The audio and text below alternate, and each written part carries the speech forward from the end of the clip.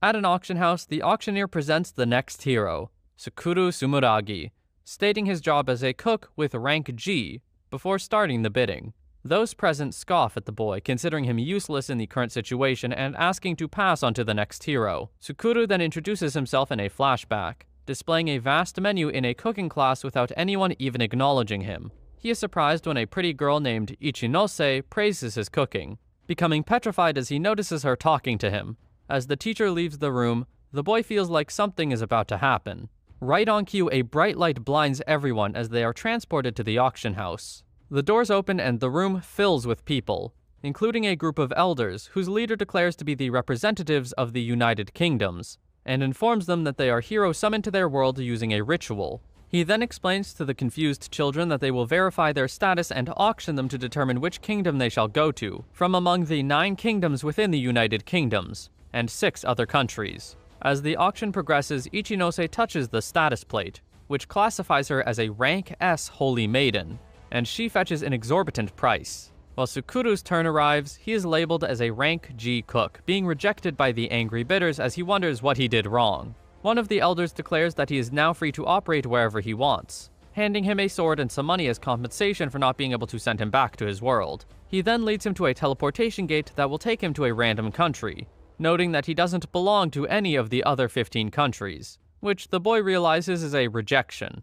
Ichinose then approaches him, asking if they will meet again, and noting that she was chosen by the kingdom of Luxandil, he replies that they might run into each other in the future. Restrained by the house's staff, she states that she will see him again, and asks if he can say it back, which he does, before the old man pushes him through the teleportation door. Landing in the thick of the Bulf forest, Sukuru believes he was tricked. Grabbing the status plate, he checks his stats and skills, which include cooking, ignite, dismantle, detailed inspection, and ingredient storage. He uses detailed inspection to scan the forest, realizing he can use his skills to make a fire and find edible materials, and searches around until he finds edible mushrooms, storing them while hoping he doesn't run into monsters. He then notices a rat, trembling in panic and dropping his sword at the sight of it. Aware that the representatives knew he wasn't a fighter before throwing him into the forest, he curses the old man and the others, and promises to have his revenge. A giant cat then appears from among the bushes and starts chasing the terrified boy,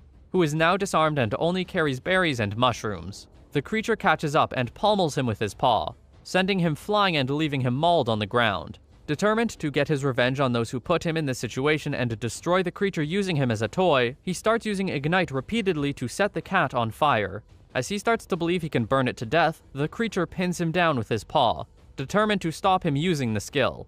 Out of options, the cook uses Dismantle, which disintegrates the creature, and causes him to level up considerably and earn the Water Gun skill. Severely wounded but alive, he uses the water gun to hydrate himself, and healing food to find out that the steak from the giant monster can heal wounds. Crawling, he reaches a steak and begins to consume it, which instantly heals his body. Having fully recovered, Sukuru smiles, realizing that he can make it out of the forest. His status window reflects his new skills and his ascension to level 123 as a cook with improved stats. Still in the forest, Sukuru hides from a skeletal level 200 sword reaper, aware that he can't beat it.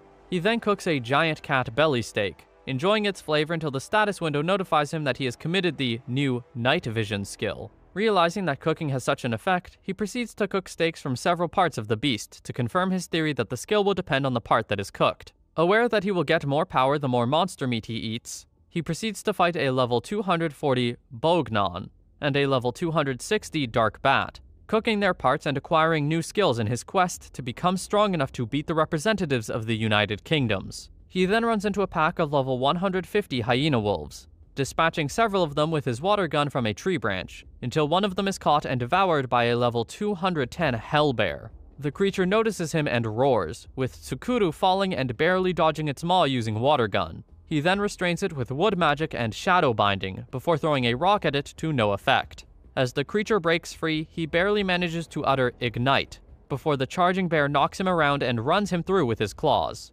Impaled, he reaffirms his desire to exact revenge on the old men so they suffer like he did. Unwilling to end like that, he takes the last resort and uses Dismantle, pulverizing the creature like he did with the giant cat, leveling up and getting new skills. As he recovers, he notes that he must be more careful, consuming the bear to get more powerful until another giant cat appears, upon which he blows it apart with dismantle once again and consumes its flesh, noting that the outcome is always the same, since all the skills he has are for short-distance attacks and he is a chef, not a soldier. He finally acquires the dark magic skill, rejoicing at having a new power with which he can exact revenge. He is then notified that he has received the title, the Pervert, for not hiding his sensitive spots, only then realizing that his clothes had been torn during the last fights. A month has passed, and Sukuru now walks around the forest wearing a loincloth. While recalling all of the creatures he has consumed to become stronger, he feels cold and lonely, wondering if walking around the forest like a primitive man means anything, before having a breakdown due to the privations and loneliness he has suffered for the past month. He then notices the Sword Reaper from before, deciding to confront it. The cook tries to shadow bind it, but the entity uses transfer and appears behind him, before continuing on its way. He then tries binding it with wood magic and igniting it, using Detect Existence to gauge the monster's transfer skill. He then chases the still-burning creature, which cuts down some trees in its path, so they fall on Sukuru.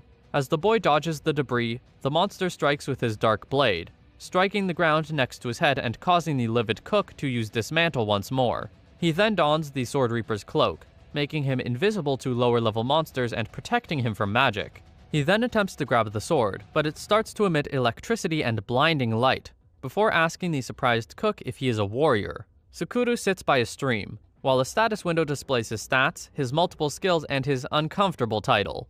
As he eats and finishes committing Fabricate, the sword marvels at his ability to commit new skills through cooking, stating that he has never met any cooks like him. The boy sighs at the fact that the first conversation he's had is with a sword and not a person. He then recalls his encounter with the weapon, which asked if he was a warrior, stating that it would grant him its power if he had enough ability to own it. The blade asked if Tsukuru believed in God, which he considered ridiculous, before pointing out that over the past month, he was forced to believe in God so much that he became sick of it. Despite never having believed in anything of the sort before arriving on that world, he wouldn't have accepted this kind of situation if there was no divine power. Recalling how he was summoned, reviled, and discarded, his constant brushes with death ever since, the hardships and privations he endured, he concludes that his suffering is due to God allowing humans to summon heroes and ignoring the decadence of his servants, and forgiving their arrogance. Since those events resulted in the current version of himself, he declared to the sword his determination to smash God's face, prompting the blade to laugh out loud.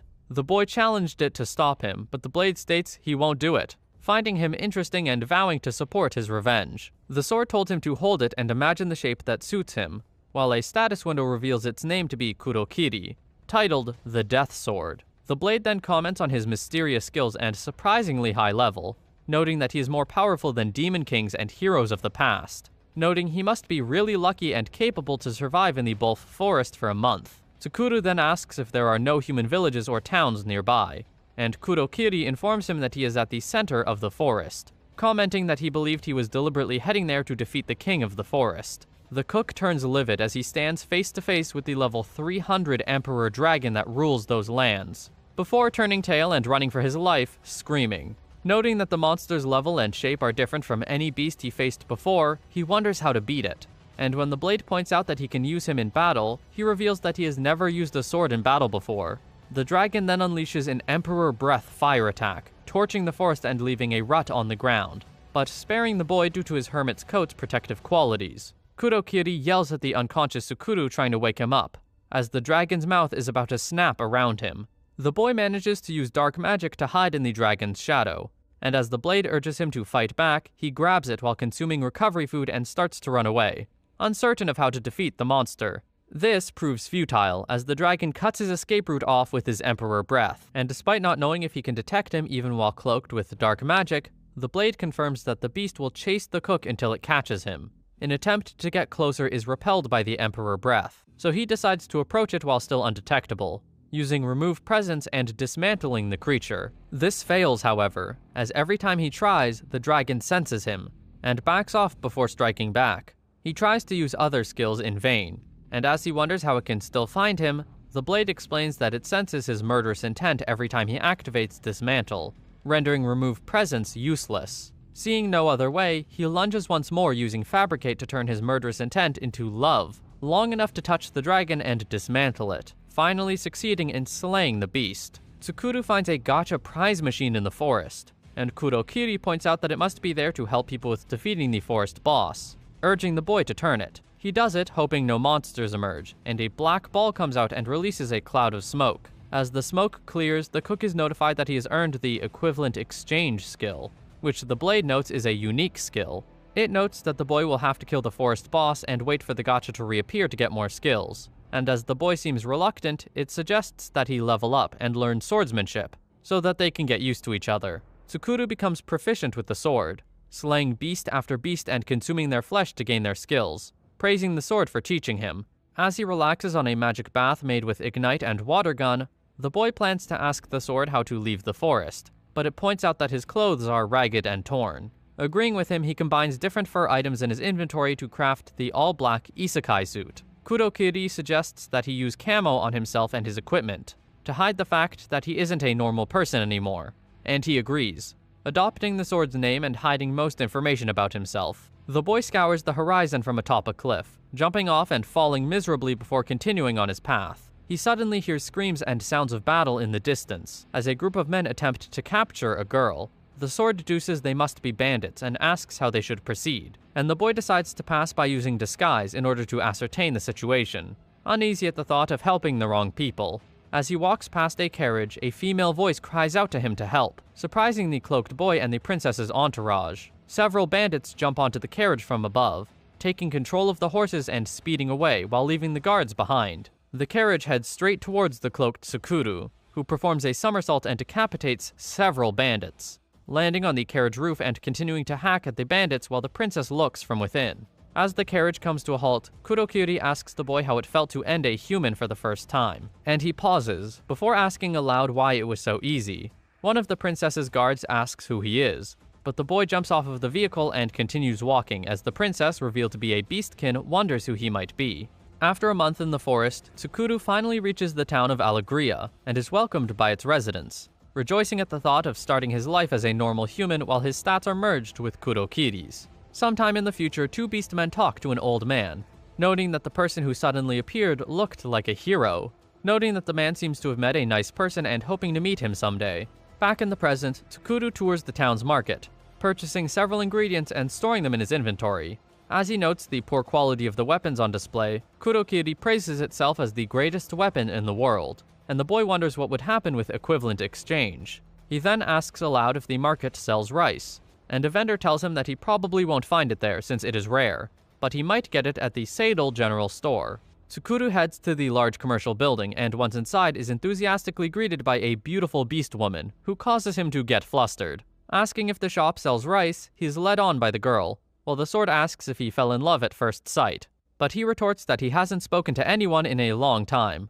Kurokiri then mentions that he can buy her, pointing out the dark collar marking her as a slave. The beast woman shows him the different varieties of rice offered at the store, and the cook selects a type of egg rice and purchases 10 sacks, worth 60,000 gold. The size of the purchase prompts Seidel, the owner of the store, to come and greet him in person. The cook reveals that it is his first time there, having recently arrived in the city. But when the owner inquires as to where they should send the goods to, the man asks that he prepare the receipt, while storing all of the sacks in his inventory. The surprised Seidel then asks him if he has a large capacity item box, while offering to sell him anything else, stating that the store sells everything from food to slaves. Noticing that the last word piqued Tsukuru's curiosity, Seidel asks if he is interested in slaves, and merrily leads him on to show him what's on offer. As they pass through several glass stands, the owner explains that most slaves are just like normal people and have rights and choices, being protected by the law and really being more akin to maids. Seidel leads him further back, entering an area with cages filled with criminal slaves who don't have rights, and are normally bought as soldiers or to work in dangerous situations, being sent there instead of a prison so they can contribute to society doing things the general public doesn't wish to do. He then points to a particular girl leaning against the wall with an expressionless face, explaining that she arrived that day being blamed for the death of a child in a noble's house where she was working as a magician due to being the closest to the crime scene. Tsukuru asks if he believes her to be the culprit, but he replies that he doesn't know, before revealing that he was close friends with her father until he passed away 2 years prior, describing the girl as kind-hearted and dear to him. Kurokiri notes that this resembles the hero auction, before Seidel directly requests that the boy buy Kana. He refuses, and as the sword asks for the reason, he replies to it that he doesn't want to involve others in his plan for revenge. As he tells Seidel that he will have to look for someone else, the man states that if he doesn't take her away in that moment, she will be executed. The conversation is cut short by a man barging in stating that he will buy Kana. As Seidel greets him as Dokkum, the sword notes how rude he is, pointing out that he seems to be wearing a magician's clothes. As the owner is hesitant to sell the girl to the man, the sword points out that Tsukuru would profit from having a slave girl helping out, especially since she is already a magician. As the rude man confronts the boy, the latter insists that Seidel deal with him first, and offers to buy Kana for 100 million gold, shocking Dokkum and the owner alike. The magician protests, and as Seidel insists that Kana will be sold to the boy, he grabs him by the collar and they both exchange death stares. As the owner tries to defuse the situation, the man angrily departs the establishment. Kurokiri asks as to the motives behind Tsukuru's change of heart, and the boy points out that it is due to his decision to destroy everyone and anyone who dares displease him. Seidel smiles and promises to pay him back for what he did that day, and as the boy departs with Kana, he thinks on how his hunch proved right, noting that he couldn't use appraisal on him, only seeing his cloaked and basic stats. He is sure that the boy will protect Kana, and reassures his departed friend that his daughter's future will be very bright and exciting. Back at his inn, Tsukuru stares at a window while thinking on how Seidel charged him full price for Kana despite it being a favor. His plans to leave as soon as possible have been changed, since he needs to get some money and let Kana rest until she can speak. Sometime later, the boy cooks a meal, while the girl stares at him blankly while sitting on the floor. He offers her the medicinal food, hoping that she likes it, and telling her to eat as much as she likes, and is surprised when Kana grabs her plate and sits on the floor, proceeding to eat with her hands. He snatches the plate back and asks what she is doing, and is shocked when she reveals that slaves eat on the floor,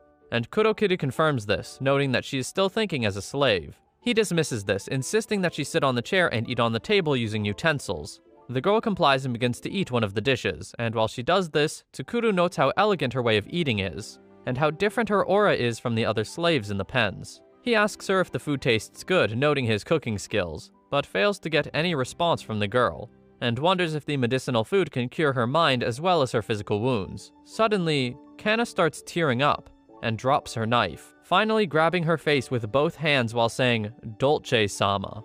As the girl cries in her bed, Kurokiri urges the boy to calm down, since the tears prove that his medicinal food succeeded in healing her mind. Nevertheless, the boy notes how depressed she looks and wonders what they did to leave her in such a state, noting that nobles are all bastards. Sometime later, the sword warns Tsukuru, and the boy senses the presence of 5 enemies approaching, considering them to be small fry.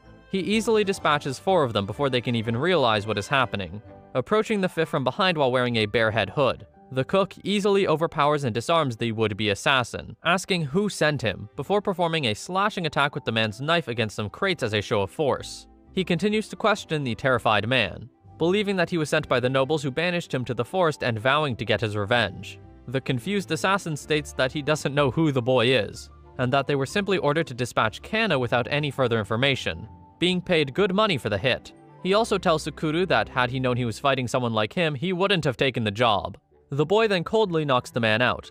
The sword asks if he doesn't want to find out who is behind the hit, but he merely replies that he can already guess what is happening, before announcing that they must leave town sooner than expected, realizing that they have gotten themselves into a troublesome situation. Inside the inn, Kana wakes up and looks at the window as revenge nears. Tsukuru uses the equivalent exchange skill to trade intuition for clean, and proceeds to clean his entire outfit, noting that he should focus on keeping a tidy look while in the city. He plans to have Kana wear his coat later, noting that she hasn't had a proper bath yet, and that her nightmares seem to be gone.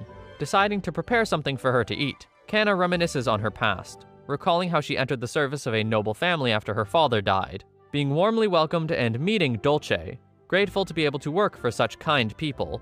As she wonders how things came to the current state, she recalls the time when her happiness was shattered, as one day when she was merrily sweeping the floor outside of the castle, another servant came screaming, saying that Dolce was attacked by some ruffian. Alarmed, she rushed to the scene, finding the injured boy laying on the ground and bleeding profusely from a wound in his chest. While begging him not to die and preparing to use her magic to heal him, she wondered where the ruffian was, and why Dolce had been alone there. Her best efforts proved useless, since his wounds were too deep for her to heal, or even stem the bleeding, and despite her pleas, the boy expired in her arms. Dockham then arrived, asking what happened, and Kana was arrested for the murder, with wild accusations being brought against her, and the servant falsely stating that he saw her stab the boy.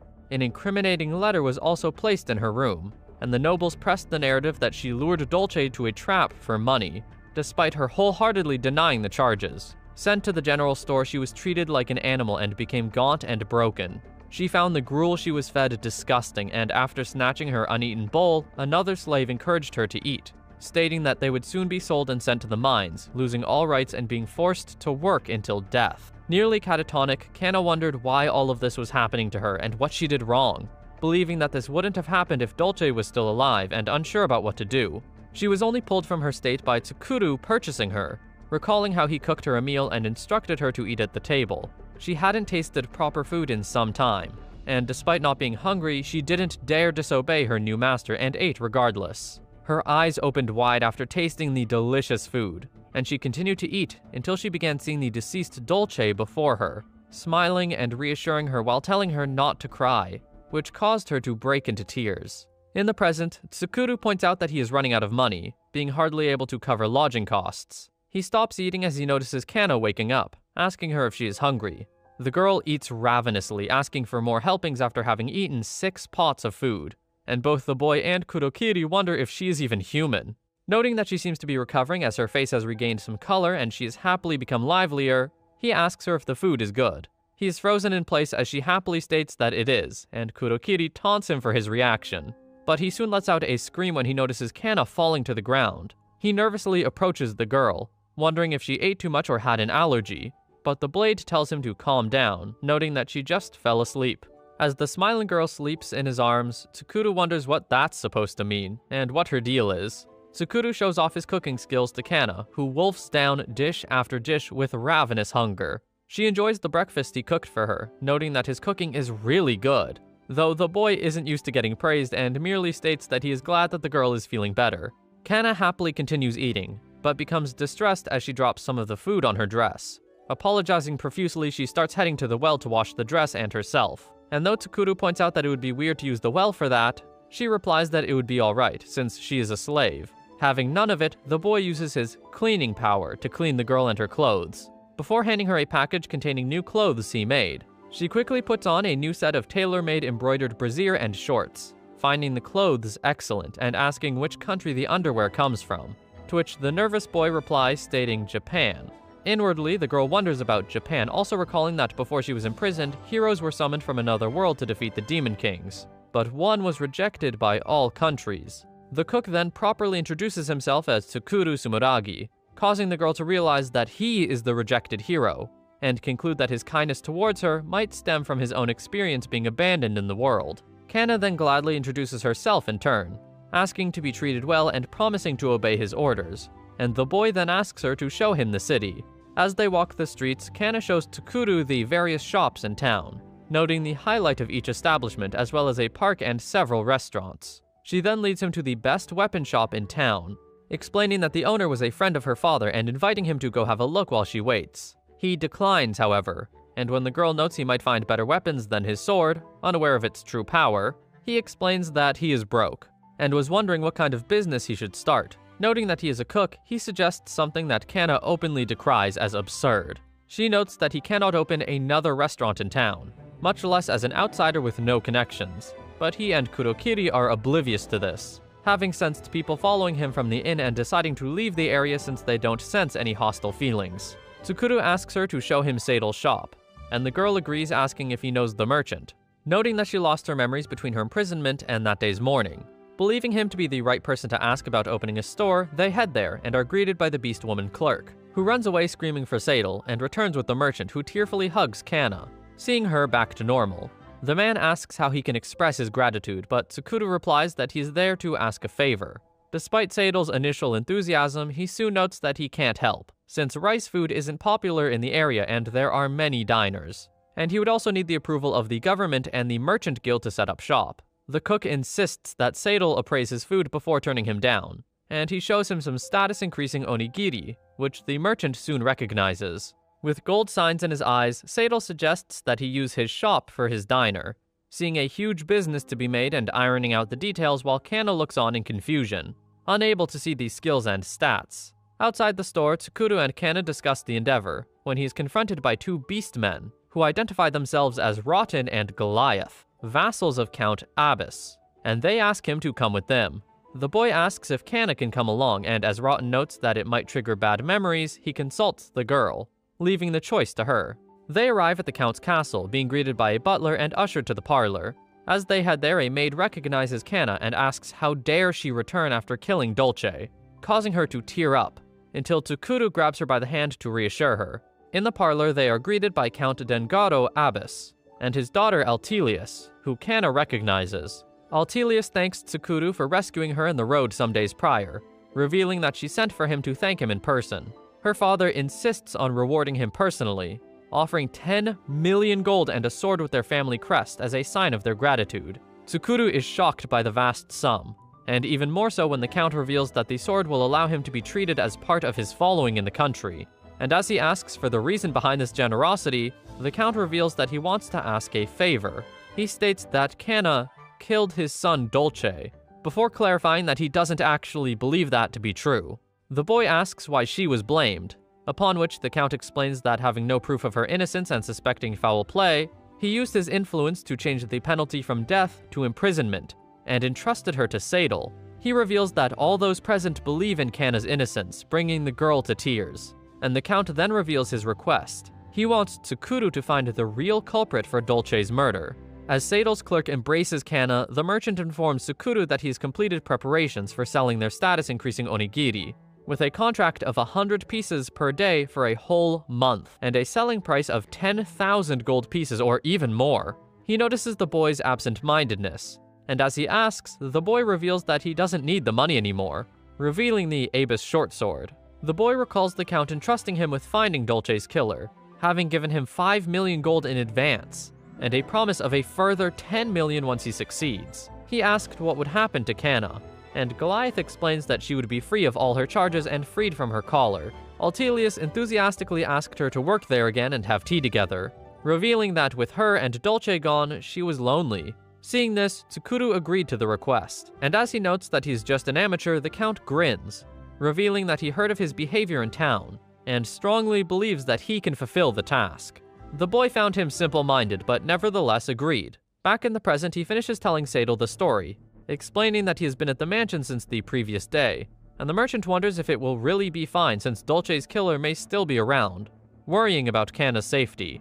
The cook admits that there may be some risk, but points out that Kana would still be in danger even if they left town, since some might try to silence her, and he doesn't want her to live in a constant fear in an unknown place. He notes the convenience of freely entering the Abus mansion, pointing out that it was Denegro's wish, so the merchant relents and asks him to save Kana at all costs.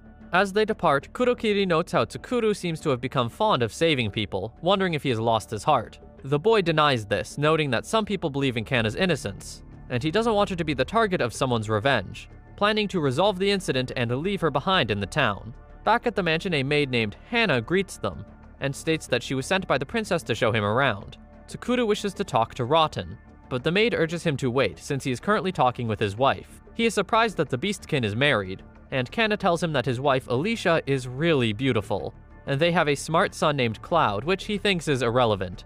As they walk down a hallway, they run into Dockham, who recognizes them and angrily screams at them, demanding to know why they are there, stating that the mansion is no place for a lowborn like Tsukuru.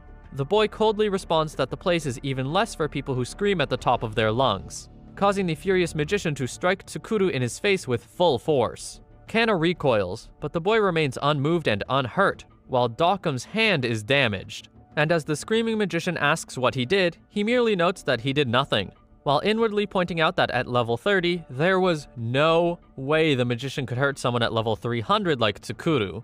The Count's guards approach, alerted by the commotion, and Dockham demands that they capture Tsukuru, while showing his injured hand, suggesting that he might harm the Count. The guards reach for their weapons and ask the boy to come with them, and he readies to fight, but Kana stands between them, urging Tsukuru to not harm the guards. Rotten arrives, calling out his men for pointing their swords at a dear guest. Dockham shows him his broken hand, stating that Tsukuru made an excuse to hit him, and he got wounded due to stopping his blow with his fist, asking the commander if he intends to let him go. Quickly gauging the truth, Rotten asks the magician to confirm his statement, stating that he doesn't believe that he blocked the attack since his entire arm would have been destroyed. Despite Dokum's incredulity, the commander recalls that he saw Tsukuru fight on the road against the assassins, surpassing even him in skill, noting that everyone who fought him ended up worse and telling the magician to apologize. Dokum refuses, believing Tsukuru to be level 20 at most, but Rotten merely shrugs it off and asks him to be forcefully taken to the infirmary, later admitting to the boy that it embarrasses him to serve together with such a shameless man.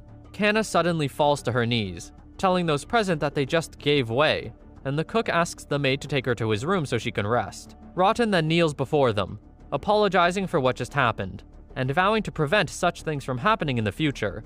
Kana is shocked to see the commander apologizing to a slave such as herself, but the man promises to restore her honor, stating that he is indebted to her. Tsukuru then notes his timely arrival, revealing his desire to talk to him about the incident, to which Rotten gladly complies. While Tsukuru talks with Rotten, Hana walks down the corridor, until she is intercepted by someone.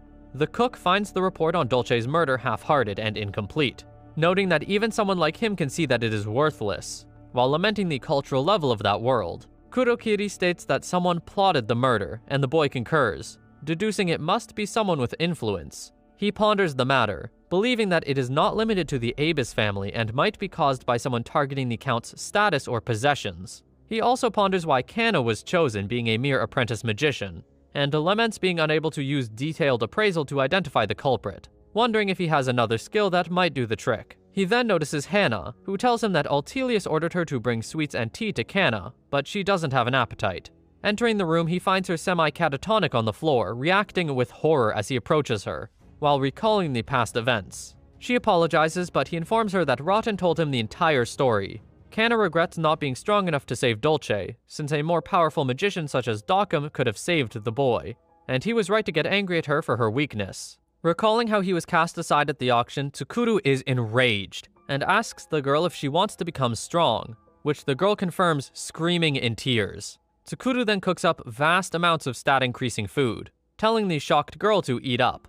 After consuming large quantities of food, she only earns wind magic and forest magic, and as he shifts to leveling her up, the girl asks him to focus on the investigation rather than her training. He states that he doesn't intend to postpone either, and asking her to not reveal what he will show her, proceeds to use ghost summoning to conjure a powerful Lich Destroyer from beyond, consuming a lot of his magic in the process. The Lich asks to be bestowed a name so he can follow Tsukuru's commands, and after he calls him base, the creature consumes even more of his magic.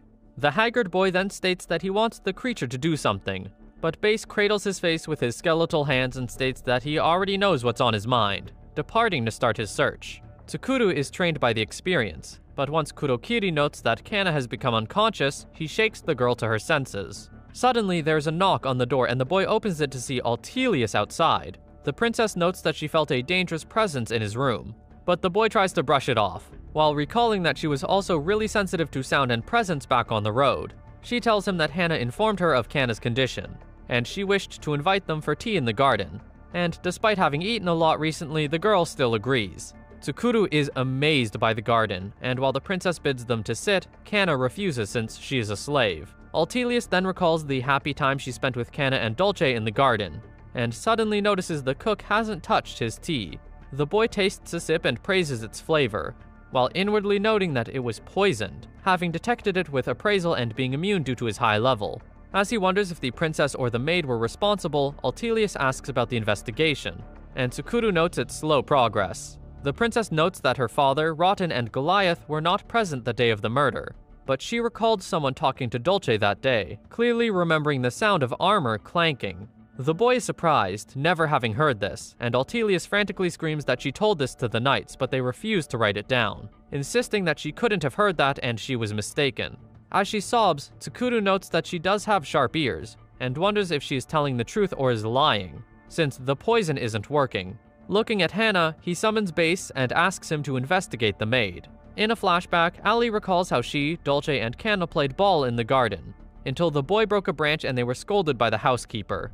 Looking at the branch in the present, the princess is informed by Hana of Kana's condition, and she tells the maid to prepare tea in the garden while she goes to talk to her. Tsukuru recaps what he has learned about Dolce's crime up to that point in chronological order, and is pulled out of his thoughts by Kana's screams as she is chased around by monsters in the Bulf Forest while wearing lewd magician clothes. About 1 hour earlier, the girl expressed her uneasiness at walking around in the high-stat and revealing clothes Tsukuru made for her, but the boy pointed out that she said she would do everything to get stronger. He then announced that they were heading to the Bulf Forest, grabbing the girl just as she pointed out how dangerous the place was, and dashing off using haste. Back in the present, the terrified Kana keeps dodging the monsters, while Tsukuru urges her to fight. She falls down, but the boy dispatches the monster chasing her and asks if she wants to become stronger, to which she tearfully replies that she can't fight, and is now forced to face strong opponents. The cook then turns around as if to leave, and as the fallen monster attacks her, she recalls Dolce's death, repeatedly using Fire Javelin to defeat the creature while Tsukuru looks on.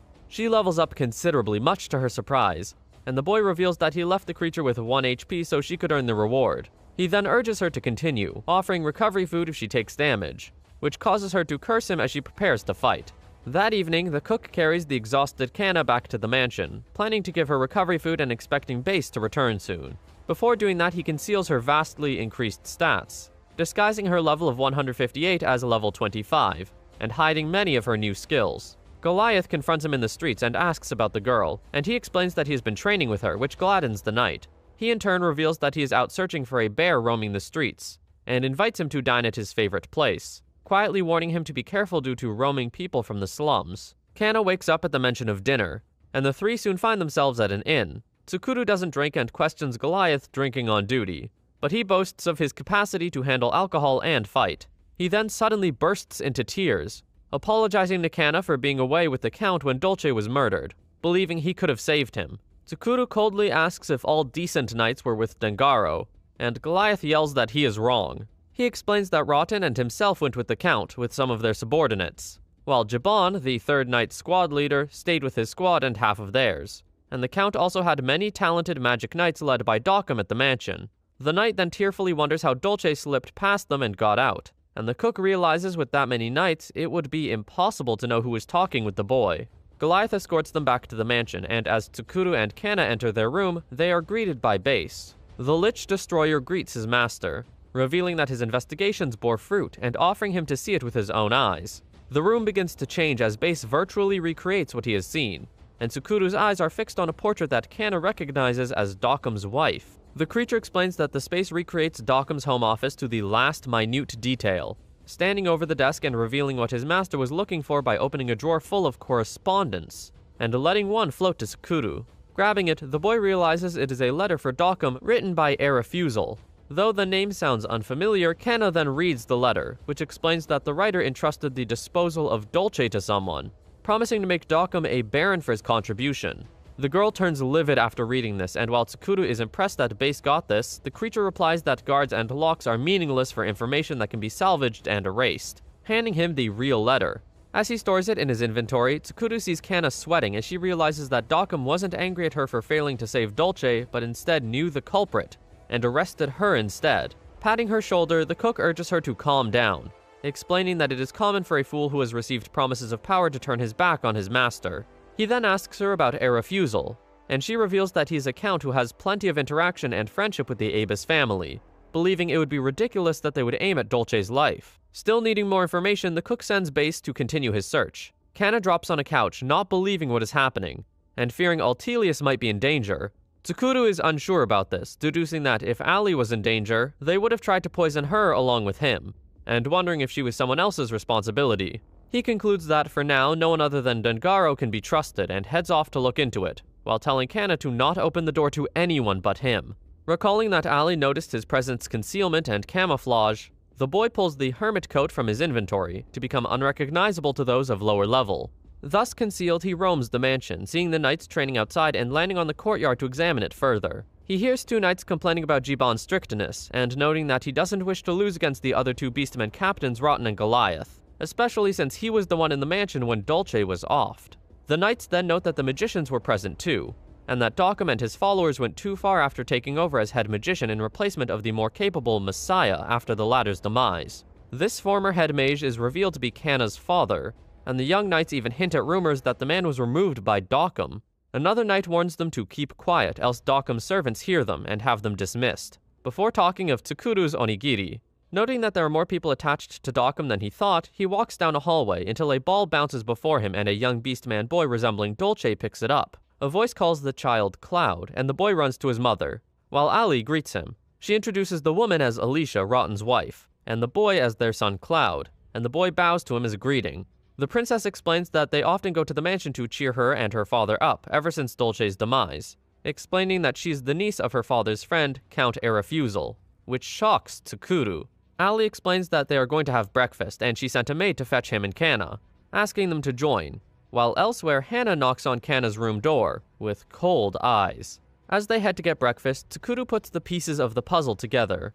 Arefusel's letter and his niece Alicia and her child visiting the Abus family regularly makes him doubt their intentions. He summons Base, playing dumb once Ali feels its presence, and then comments on how close she seems to be to Rotten's family. She then reveals that the Rotten family is the head branch family for the Abus, and they have served as chiefs of the Night Squad for generations, with Rotten's father currently holding the position.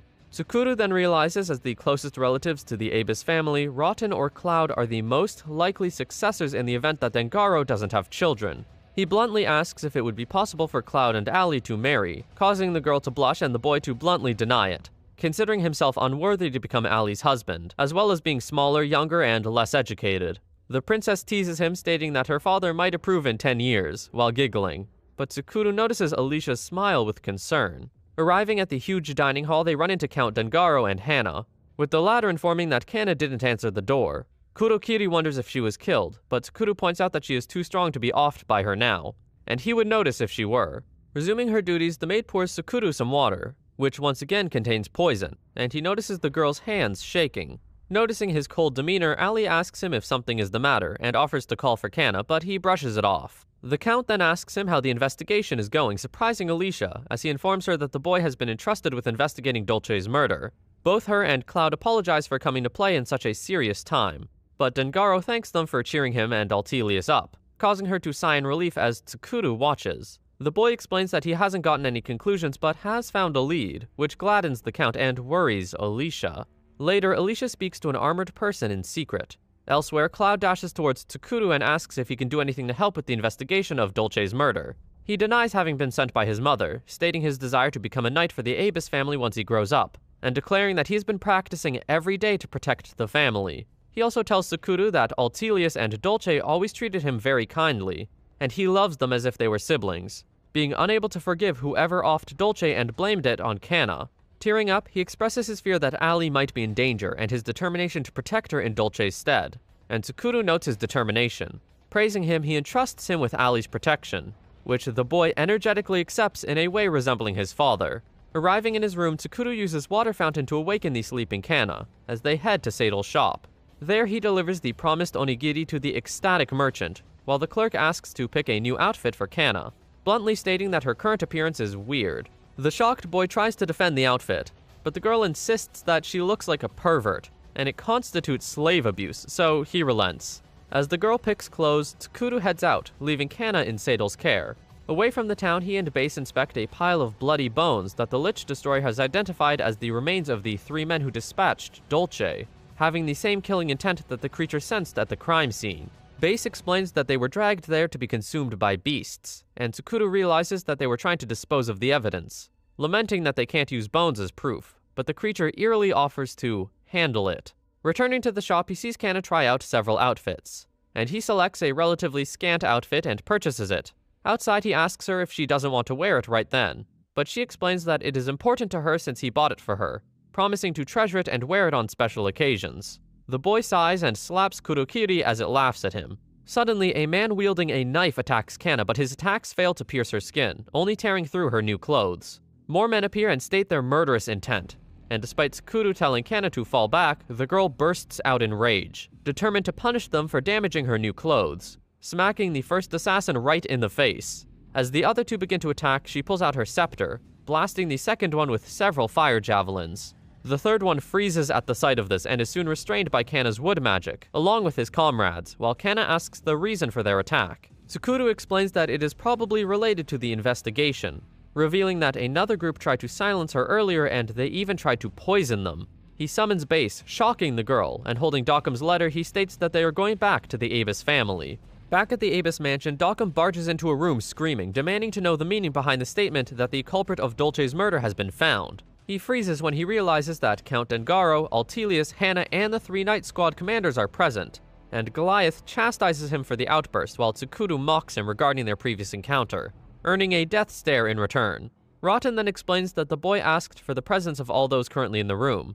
The cook asks him for the whereabouts of his wife and son, finding out that they are at the training ground and stating that there's no need to get them. The Count asks Tsukuru if he will reveal what happened to Dolce, and he agrees, but first asks those who are present to vow to never reveal what they are about to see in the room, to which they all agree. Raising his hand, the boy then commands Base to manifest behind him, causing the knights to react to protect their lord and ask Ali to stand back.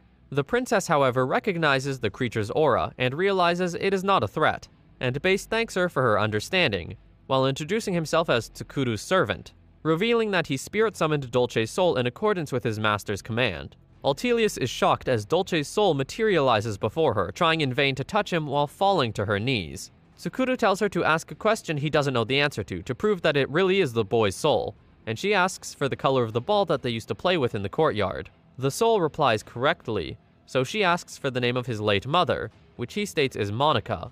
Dolce then asks for forgiveness for departing before his father and sister, and the princess apologizes for not being there to protect him, wishing it had been her instead. He reassures her, stating that he wishes them both to cheer up and live long lives for him, asking for this wish to be heard while his sister, father Goliath, and Rotten stand in tears. Tsukuru bluntly cuts the moment short, asking to continue with the meeting, to which the Count agrees. He asks if Kana offed him, which he vehemently denies, explaining that he was dispatched by 3 strangers, having been lured outside by being told that Kana was there, with the men fleeing after the deed, with one of them returning with the girl. He then recalls that Kana tried her best to save him, but he lost consciousness in her arms. Dengaro starts to ask a question about the assailants, when Dockham screams at him to stop, stating that Tsukuru might be trying to deceive him, but his lord shuts him up. Tsukuru reveals that the 3 men were living in the slums, and as the Count begins to order Goliath to go there, the boy continues to explain that they are no longer there, nor in town. As the enraged Dengaro asks if they ran away, Tsukuru orders the 3 men's souls to appear, and Kana recognizes one of them as the man who led her to the crime scene,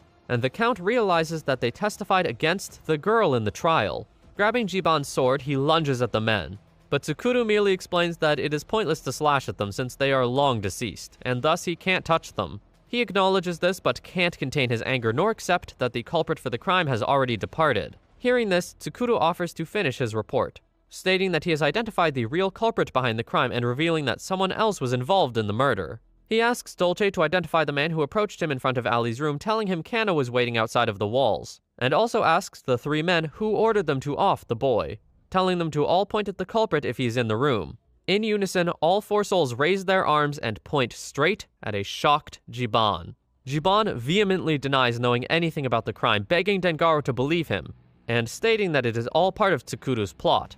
Rotten replies that they will hear his side later, and the knight insists that it is a total misunderstanding, before stepping back. He attempts to flee only to be smashed to the ground by Goliath, who restrains him and states that his escape attempt only proves his guilt. Jiban frantically denies being behind the crime, stating that he just did as he was told, suddenly flinching, and beginning to contort before his head explodes. Goliath is confused at what just happened, since he only pushed the man down, turning to see Dockham holding his arm up after having used a spell.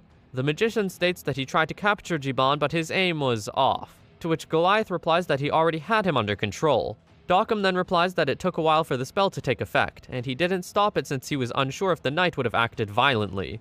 Meanwhile, Tsukuru continues to sit calmly while playing with a paper plane, noting the magician's stupidity, before commanding Base to summon Jiban's soul, explaining that now the man can't lie and thanking Dockham for his assistance. He then tells the Count to ask any questions he might have, leaving it up to him to hear the rest. Dengaro then asks who ordered the hit on his son, and Jiban's soul reveals that it was Dockham, who promised him a higher position than Rotten and Goliath, upon which the deranged magician grabs Hannah and threatens to blow her head off if anyone approaches him.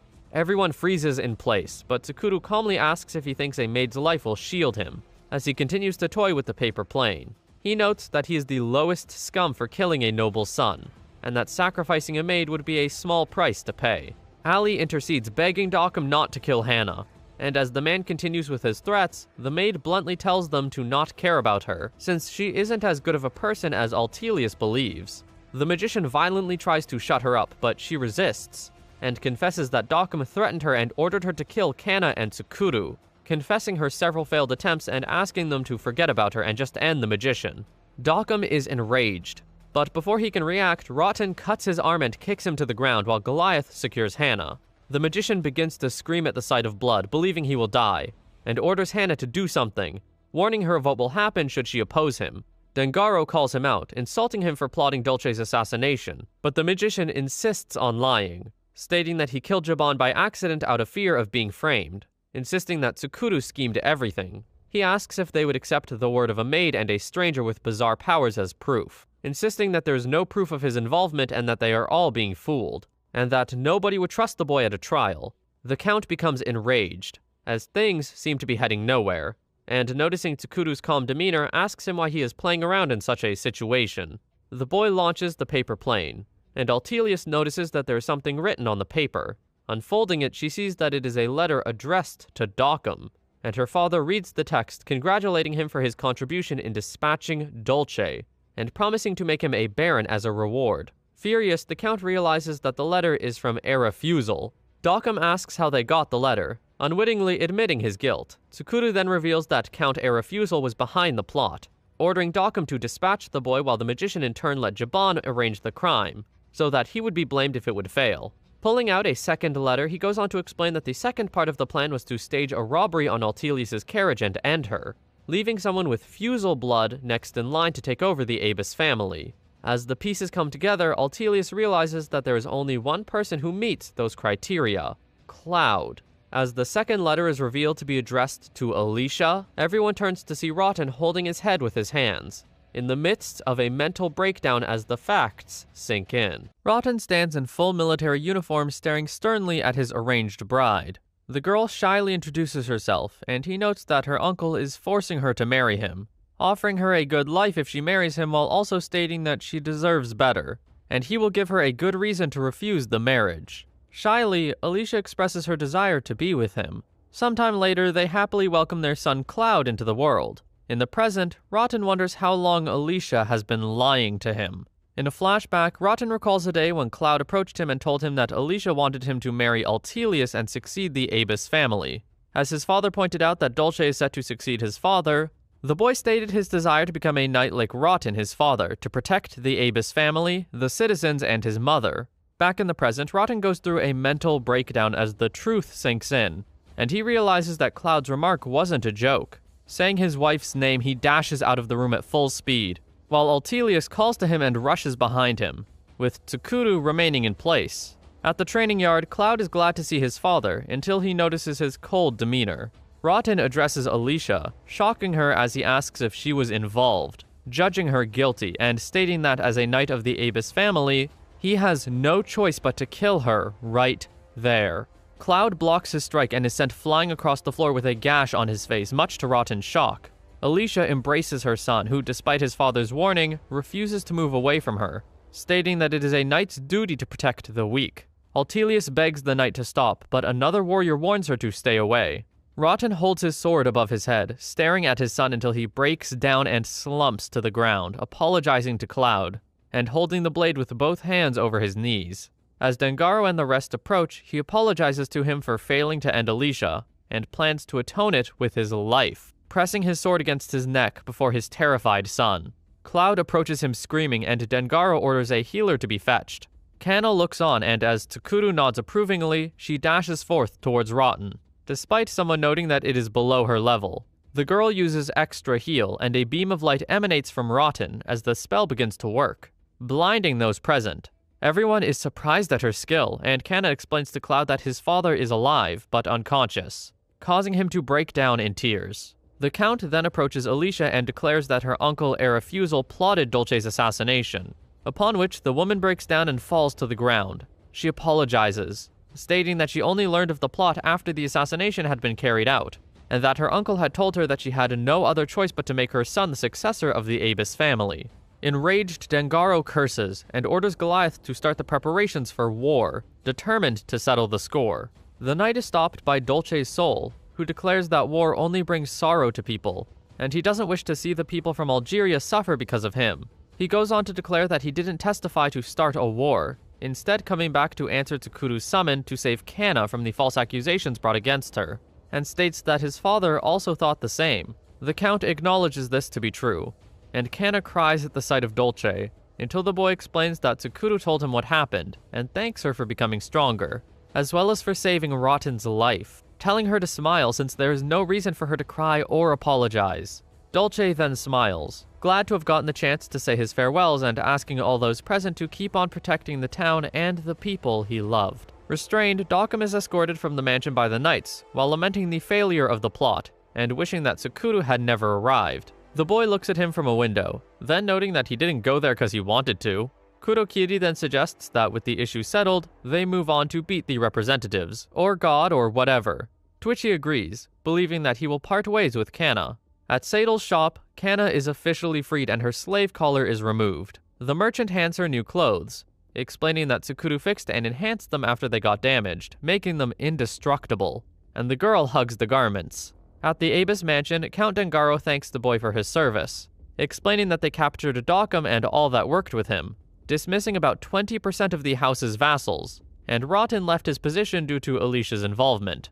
Tsukuru notes that they couldn't wage war in such a state, which the Count confirms, while also stating that he will report the plot to the royal family. However, he regrets that the evidence Tsukuru brought won't be enough, noting that there are many rumors surrounding a refusal, and he might find more information if he looks into it.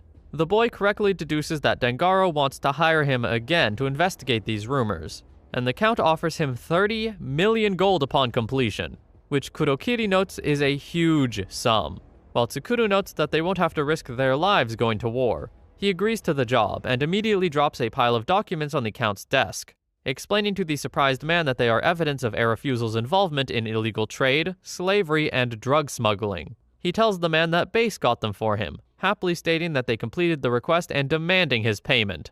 As he stores the gold bag, Tsukuru asks about Kana, and the Count states that he has prepared everything for her to return at any time, and that Altelius has been longing for her return.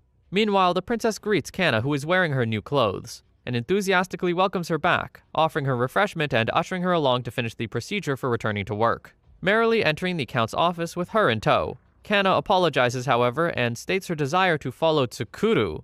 The boy states that the contract is nullified, but she asks to become his slave again, stating that he will be alone if she leaves. Noting the cold and lonely feeling in his eyes reminds her of herself during her captivity. Unwilling to leave him alone, she asks to be allowed to go with him. Tsukuru asks if she knows what his plans are, but she merely states that she knows it's something scary. But she still wishes to stay by his side even if they're going against the world or God, leaving him speechless. He then asks if Ali is alright with that, and the prince bursts out laughing, telling him not to humiliate Kano's resolve in offering her everything to him, while Dengaro laughs. Sighing, he agrees, stating that she will be sent back the moment she drags him down, and everyone rejoices until Dengaro points out a problem. There is a knock on the door and Goliath enters the room, bringing the enslaved Hana with him, while the Count explains that they had planned to give the girl to Tsukuru in exchange for Kana. The boy points out that she tried to end him, but Dengaro explains that she revealed that Dokkum took her sister hostage and forced her to commit her crimes. Regardless, since she did commit the crime, they decided to hand the girl over to Tsukuru as her punishment. Ali begs him to accept her, stating that Hana had no choice, and the boy asks for Kana's opinion. The girl ponders the issue and refuses, stating that she should work in a cruel place until she dies, but also noting that she might become helpless, as she was because of Dokkum's fault. Unwilling to let it happen, she offers to buy Hana if Tsukuru doesn't want her, stating that she will look out for her as someone else who worked under the Abis family. Tsukuru relents, allowing her to follow him and only move under his orders, which Hana swears to uphold with her life. At Seidel's shop, the merchant warns Tsukuru that inflicting violence and impossible orders upon slaves is a crime, asking him to contact him frequently and threatening him were something to happen to Kana. He agrees, and as the merchant offers him to purchase whatever he might need for his journey, the boy reveals that there is still something he needs to do, much to everyone's surprise. Tsukuru checks Hana's stats, until Dengaro asks him a favor regarding his soldiers, explaining that their morale is low, and with Rotten stepping down, only Goliath has been left in charge, leaving the house vulnerable to attacks. He asks the boy to teach the soldiers his skills and then bring Rotten back. Rotten remains isolated and broken in his room, not answering his son's calls. Cloud hears someone knocking on the main door and opens it to see Tsukuru, Kana, and Hana. The cook heads to Rotten's room and kicks down the door, telling him that the Count wants him to train the knights, grabbing him by the collar and yelling that they are too weak and that he should help train them. The former knight argues that he has already stepped down, but Tsukuru is having none of it. Cloud worries about the situation, but Kana reassures him, asking the child to have trust in Tsukuru. The knights then show up and beg their former commander to return, and Goliath admits that he can't handle it alone and they need his help, and that both Dengaro and Altelius are waiting for him. Kana suggests that Tsukuru should say something, but the boy angrily asks why he should deal with this, recalling how he was thrown into the forest while Rotten is fidgeting while living a good life, and that his friend Ichinose was the only one who tried to help him. He then states that Rotten didn't have to return, but he will teach him his skills so he can teach others, telling him that they are going to Bulf Forest that instant to start the training. Meanwhile, in Sunset, capital of the kingdom of Luke Sandale, the heroes are being trained incessantly to defeat the demon lords. Ichinose heals the wounded and wonders why they must fight the demon lords, before collapsing from exhaustion, noting that all she can do is heal. She thinks about Tsukuru, being mocked for it by another boy, who then reassures her and asks her to take care of herself. Smiling, the girl asks Tsukuru to be safe. At Bulf Forest, the boy drops the knights off a cliff to face the forest's monsters, having given them recovery food and expecting them to be fine. Hannah asks to join the training, but he instead tells her that they will leave to get her sister back. As they reach Fusel Castle, the former maid asks if it is fine to do something like that for her, to which Tsukuru replies that she is important enough for her to attempt to end him, so if she is a hostage, they will have to get her back. The girl thanks him, and they both activate their stealth skills, while the boy hands Kana the hider's coat to mask her own presence. Heading inside, they stumble across a huge statue of Arafusel, appalled by his poor taste. Hannah wonders where her sister Sonya might be, and Base materializes to inform them that she's in an underground cell, leading the way there. Once in the dungeon, Tsukuru pries the bars open with his bare hands using monster strength, and Hannah tries to rouse her sister. And while Kana offers to heal her, the boy points out that they will be detected if she uses magic there, and they should get out first. He freezes in place as he glimpses at the girl for the first time, uttering the name Ayumu. Tsukuru recalls his miserable life and the loss he suffered, noting how he believed there was nothing left for him in the previous world. While he thinks this, the world's goddess watches the scene through a mirror, complimenting him for rescuing the girl, and noting that her world has a nice air to do it again. She wonders how long it will take to expel Susano Mikoto's life, regretting it but accepting it as the price for peace. Looking at a sake cup, she drains the life of a group of people dancing before her, and instructs Ohimino Mikoto to order everyone to repair the space-time wall, fearing that the world will meet its end at this rate. She then explains that the Spirited Away phenomenon has been taking place in Japan since ancient times, where a human from Earth sometimes gets summoned in another world. Though 1 or 2 people summoned every few years is fine, the number has risen to 100 people the past 2 summonings, and every time this takes place, the walls separating the worlds are eroded, bringing the world closer to collapse. Even though the destruction of Earth would also affect that world, no measures have been taken, which causes the goddess to curse the god of Earth as rotten. In a flashback, she recalls that, fearing that if these large-scale summonings continued, the space-time wall would break, she stated that if the Earth god didn't deploy any countermeasure, she should lend a hand. Noting that 108 people had been summoned, she regretted being limited to watch this time, while being unable to influence it. Seeing Tsukuru had even less influence than her and noting his troubled life, she decided to give him a power related to his cooking skill, and max out his luck so he could survive tough situations. She also instructed that he be given the right to be released as her blessing, making his power go up significantly even if it is sealed. Looking at Tsukuru in the present, the goddess comments on how long she has been waiting, beckoning him to come and punish the rotten gods, promising not to spare any effort helping him punish those who put her world at risk, by performing the multiple summonings. Pausing to wonder what he is doing, as she sees Tsukuru's group heading to Sadles. At Sadles, Hannah tends to her sister, while Kana and Tsukuru sleep. The boy dreams of his previous life, recalling when he returned home to find everyone gone shopping to celebrate the entrance exam. He was busy fixing a stew his mother had left on the stove, when a call came telling him that there had been an accident, and his adopted family's car had been hit by a truck head-on. At their funeral, someone noted how they took him in, being the son of a friend who had passed, treating him as another son of their own and wondering what would happen to him then. Back in the present, Tsukuru wakes up crying while Kana looks on with concern. She tells him that Sonya is already awake, and attempts to ask him about his condition, but he tells her to not worry about it before heading off. Hannah greets him, thanking him for saving her little sister, and the boy states that there is no need, while using his cooking skills to create some easy-to-digest food for her. Both Sanya and Hana thank him, and the girl begins to eat, finding the food delicious. As she eats, he notes how similar the girl is to his foster sister Ayumu, and despite having seen her body after the accident, he wonders if it might be her, due to the existence of summonings. Sanya notices him staring at her, and he asks her if she knows about Japan, which she denies. He then starts bombarding her with several questions regarding her origin, until Hana points out that she is her sister and they grew up together until they were separated as indentured servants. When asked about his interrogation, he brushes it off and apologizes, telling the girl to eat before the food gets cold, before departing with Kana going after him. At the stairs, Kana points out his strange behavior since meeting Sanya and asks for the reason. And after a pause, he agrees, and tells her that he was shocked since he believed it was someone he knew, though it appears he was mistaken, which Kana hesitantly accepts. Tsukuru then states that they must go to Bulf Forest, to which the girl agrees, before asking him to tell her when the time is right. Hesitantly, Tsukuru agrees. At Bulf Forest, the knights led by Rotten and Goliath stand together and fight the incoming monsters, while Tsukuru and Kana look on. The boy intercedes, severely wounding a powerful bird-like monster, and the troops cheer him on, knowing that they will level up considerably after finishing the creature off. Having succeeded, Goliath proposes that they hold a party once they return, but Rotten looks disheartened. Back at the Abyss mansion, everyone crosses the estate gate, except for Rotten. He informs the knights that his duty ends there, since they have all survived the ordeal and Dengaro's request has been fulfilled, but he cannot enter the gates of the Abyss family after Alicia's wrongdoings. He insists that the soldiers don't need him anymore, but Tsukuru counters him, noting that he has also become much stronger. Dengaro then appears with his daughter, noting that it is dangerous to leave a high-level warrior like Rotten roaming free. He states that he can't return him to the household troops against his will, so he has established a new command position, leading the town's guards, a position that he wants him to fill. He explains that there is a bear roaming the town at times, unaware that it is actually Tsukuru, and tells him that if he managed to subdue it, it would help a lot. Rotten attempts to refuse, but the Count insists, saying that he has known him since he was young, and it would be a shame losing him and his promising son.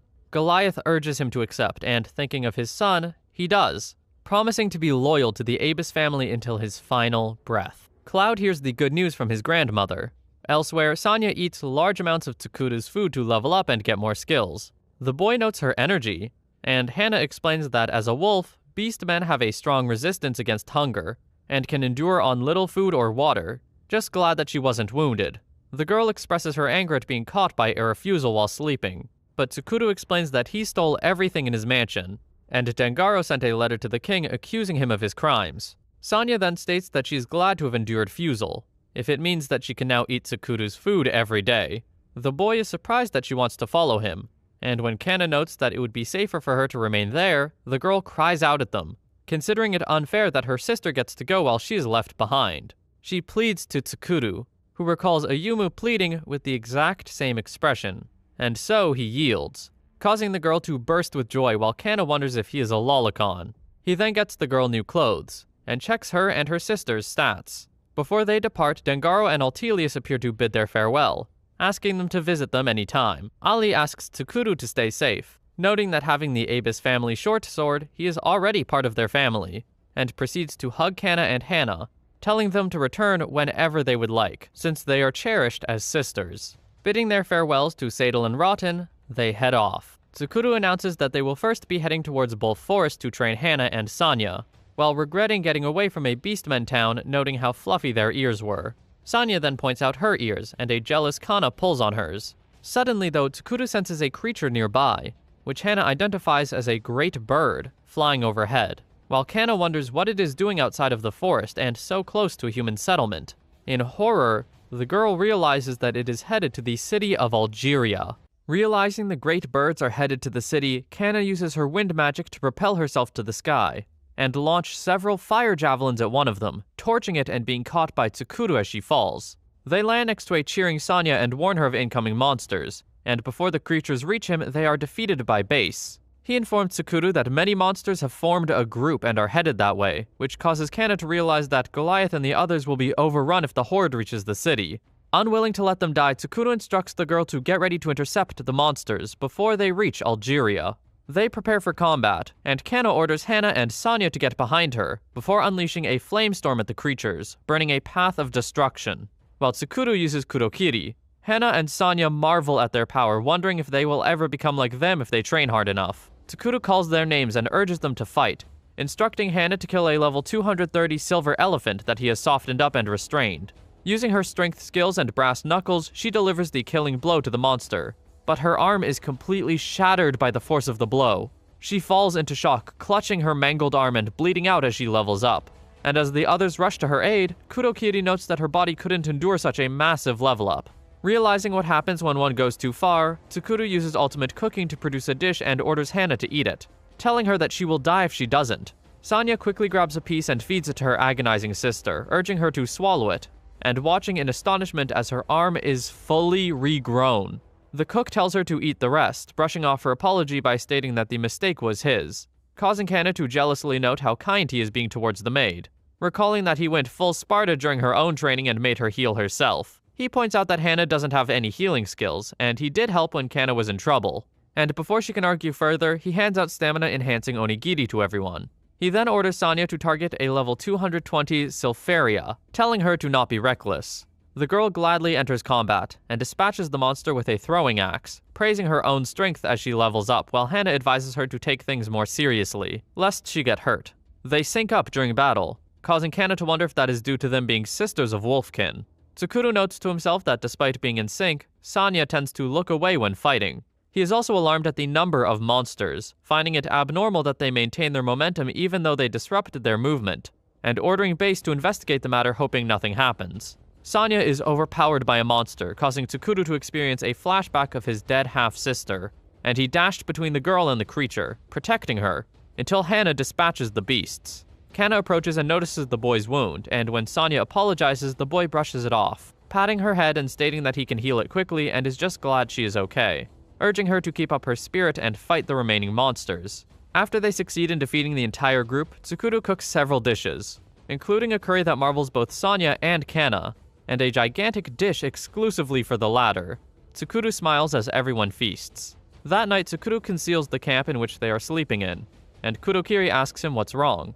The blade notes that the boy has clearly been feeling unsettled since meeting Sanya, and that it is unlike him to get hurt protecting someone. The boy tries to dismiss this, but Kurokiri reminds him that he is connected to his mind and he can sense his torment, asking if he has fallen in love with the girl and laughing at him. He angrily denies this, rattling the sword, who calms him down, stating that it was just a joke to break the ice, and advising him to stop being agitated else he wakes the girls up.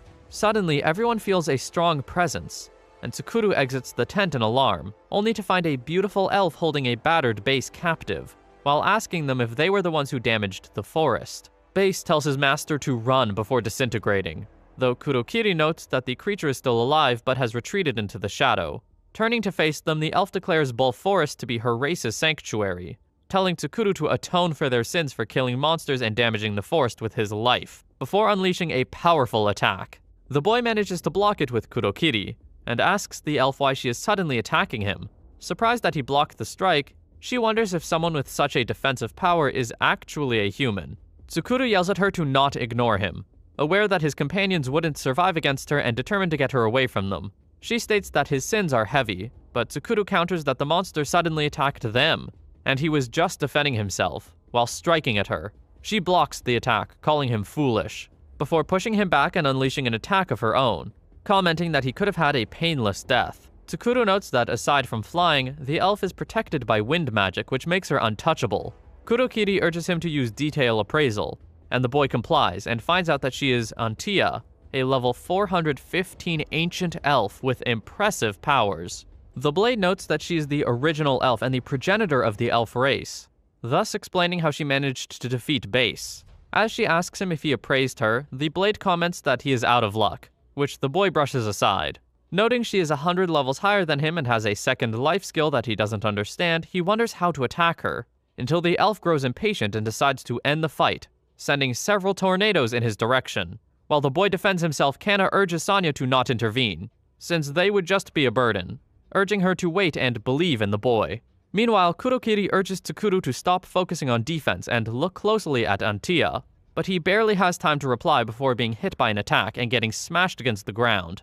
As the blade urges him to get up, the cook remarks that he always ends up like that ever since he came to that world, noting that no one even tried to ask him about his circumstances and just did as they pleased. Furious, he screams with determination, deciding not to die until he has crushed every single one of his tormentors, attacking the elf with his wood magic and dark magic.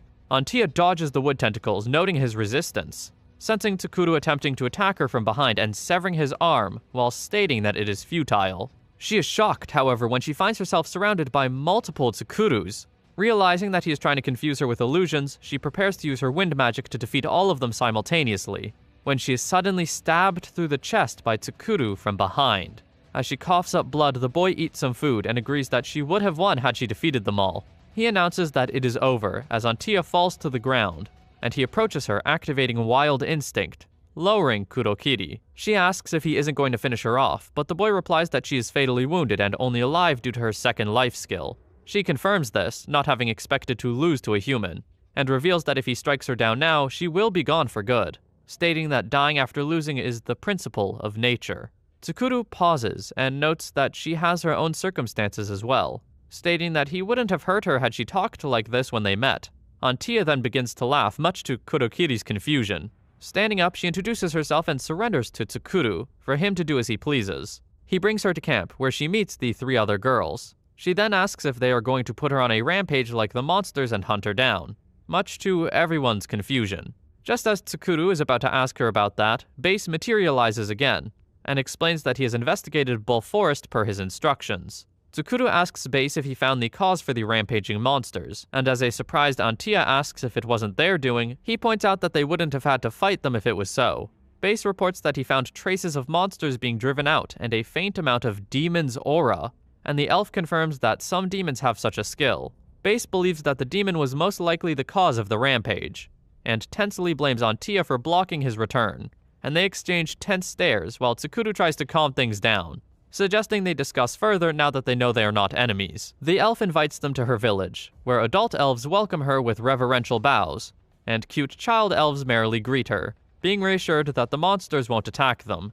Antia leads them on, noting how long it has been since humans or beast folk had visited the village due to their neutrality and unwillingness to get involved with other tribes. She points out, however, that they will act if there are demons involved, and the human and beast folk tribes would act as well. Tsukuru believes that she is exaggerating given that it is only one demon causing trouble, but she explains that a demon attacking a human or beast folk city isn't a simple matter and there is a long story behind it.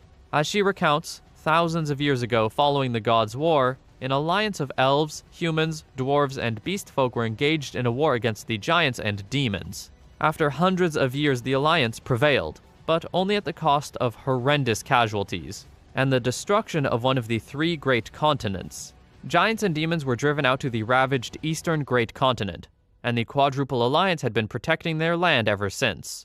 Despite the existing non-interference pact between the members of the Alliance, the human tribe has been acting suspiciously, developing weapons and increasing their population and magic power, threatening the peace of the great continent and creating an opportunity for the other tribes to expand their own claims.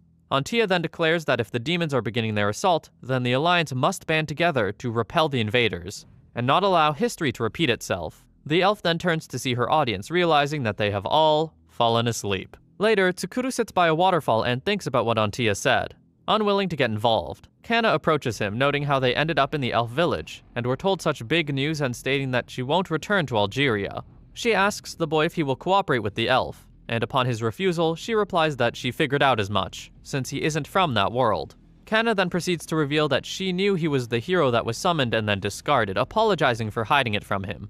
Tsukuru then points out that he isn't a hero, having been rejected and abandoned at the Bull Forest after the auction, which Kana finds extremely cruel. The boy then recalls the hell he went through, stating that he has no intention of saving the world and just wants to get revenge against the ones who put him through everything he's been through.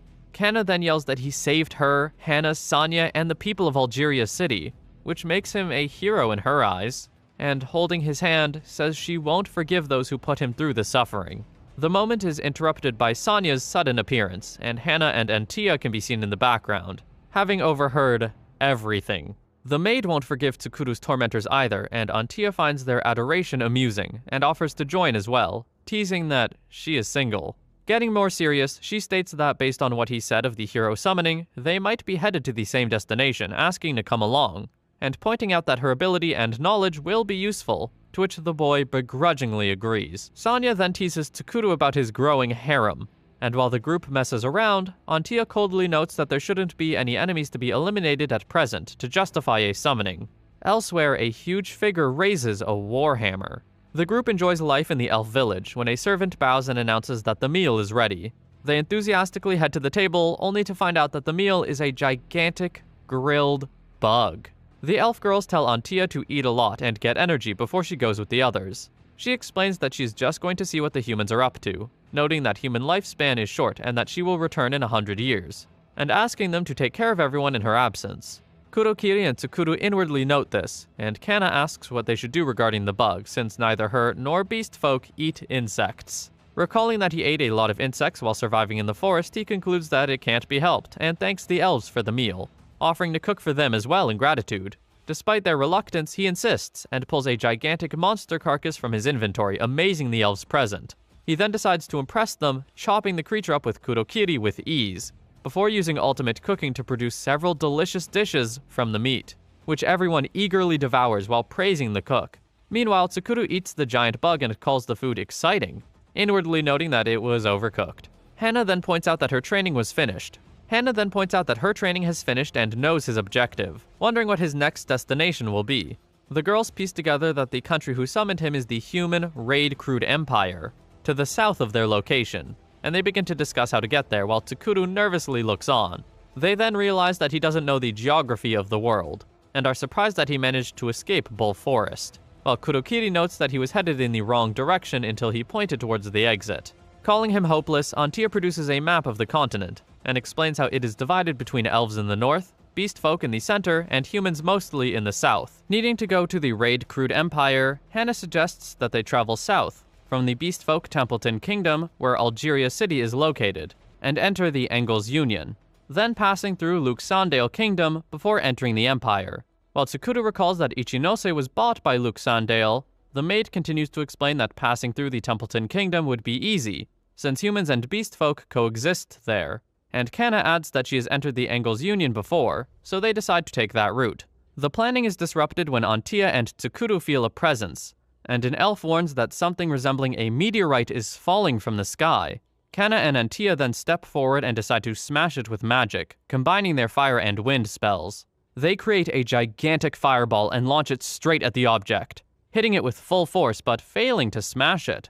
It crashes into the forest, and once the dust settles, everyone beholds the mountain-sized object. Kana notes that it could have crushed the village, and Sanya notes that she's glad that it didn't fall there. But Antia notes that there is nothing to be glad about. She then states that she won't forgive him for damaging the forest, addressing the gigantic being rising from the crash site as ancient giant Crafton. The giant laughs loudly, greeting Antia and noting her small size. Tsukuru appraises Crafton, finding out he is a level 495 power-type ancient giant, specializing in physical attacks and destruction, whose level surpasses Antia's and could cause casualties in the village if they were to fight there. The giant and the elf taunt each other, and the latter accuses the former of sending one of his subordinates to cause the monster rampage, though he grins and denies it. Antia then yells, demanding to know why he came to the continent, and he replies that he is visiting after having sensed her presence disappear for a moment, concluding that she lost her second life, and declaring that to be the last time they meet each other.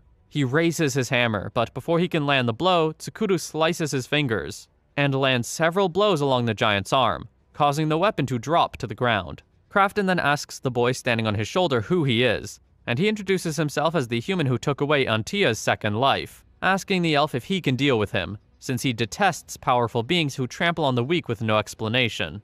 The giant doesn't believe Tsukuru's claim, and he taunts him, noting he can't measure his strength, and suggesting he fears him, offering to let him go if he cries and apologizes for damaging the forest. Enraged, Crafton swings at the boy and fetches his hammer, swinging wildly while Tsukuru dodges every strike, and moves further away from the village. Antia then orders those who can't fight to get inside, and those who can to protect the village, while Kana worries about her master and hopes that he is safe. Elsewhere, Kurokiri notes that they are sufficiently far away, and the giant demands that Tsukuru stop dodging and fight him fair and square, The boy continues to dodge, and the blade notes the giant's lack of intellect, before telling Tsukuru to swing him to his heart's content. His strike has no effect, and the giant then swings at the boy as he continues to dodge. While noting how different they are, Tsukuru continues to land several blows on Crafton's body, causing the giant to also notice how they have no effect.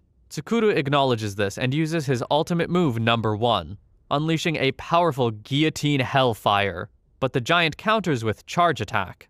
The effect of the clash can be felt by the nearby group, and the giant praises the boy for being the first to survive his attack. Changing to a more demonic form, he reintroduces himself to the exhausted boy as the founder of the Giant Tribe, and the ruler of giants and demons, demanding to know his opponent's name. Tsukuru obliges him, and Crafton questions him about his power, stating that he doesn't believe Themis had died, and wondering if humanity has 2 ancient types. The boy denies knowing anything about the ancient type, stating he's just an ordinary person. But the giant doesn't believe him, noting he will die, and praising Tsukuru for making him get serious. He moves his arm forward, generating a shockwave that sends the boy flying and causing severe damage. Eating some food, he recovers and stands up, much to the giant's amazement. The creature notes that he is only prolonging his fate, but Tsukuru replies that he is just warming up, while raising Kurokiri. Crafton laughs at this, praising his defiance, and noting his tough act is at an end as he prepares to attack once more. Tsukuru blocks Crafton's punch with Kurokiri, and while the giant taunts him, the boy notes how his strength and speed have increased, and he can barely keep defending. Kurokiri notes that it will be a tough fight for him given the giant's higher level, noting that his only advantage is that he's a mythical class divine sword. He promises to find an opportunity for Tsukuru, commanding him to believe in him, obey his instructions, deflect the attacks, and confuse Crafton with camouflage and dark magic. Tsukuru continues to precisely obey the sword's directions, starting to move even before thinking, and causing the giant to notice as he pushes himself to his upper limit. Seeing an opening, Kurokiri orders the boy to strike at Crafton's face, and despite the giant's taunts, Tsukuru yells at the giant not to underestimate him, since he is the Black Mist. Adopting a new posture, he unleashes the second ultimate move, the Meteor-Cutting Fang. Crafton punches to disrupt the attack with his right hand and smashes Tsukuru with his left, as Kurokiri tells him to defend himself. Both the giant and the boy are sent back by the clash, with the sword bouncing next to Tsukuru and urging the wounded and unconscious boy to heal himself. Crafton gets up, having lost an arm during the attack, and prepares to crush the boy, while noting that it was a good fight. Kana stands before her master, determined to defend him despite the hopeless situation. And as Tsukuru fears for his safety, the goddess appears, asking him if he wishes to become stronger.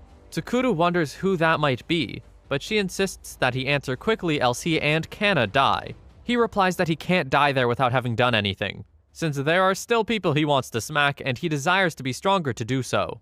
The goddess acknowledges this and releases her divine protection, stating that he will find out soon enough who she is. A status window informs him of the release of the Divine Seal and of the new Feast of the Gods skill he has acquired. He then starts glowing, much to Kana and Crafton's surprise. The status window explains his new cooking skill, allowing him to prepare extremely powerful dishes, and he thanks the goddess for granting him the broken skill, cooking an Emperor Dragon meat dish with severe side effects, while stating that anything is fine as long as it gives him the power to defeat Crafton.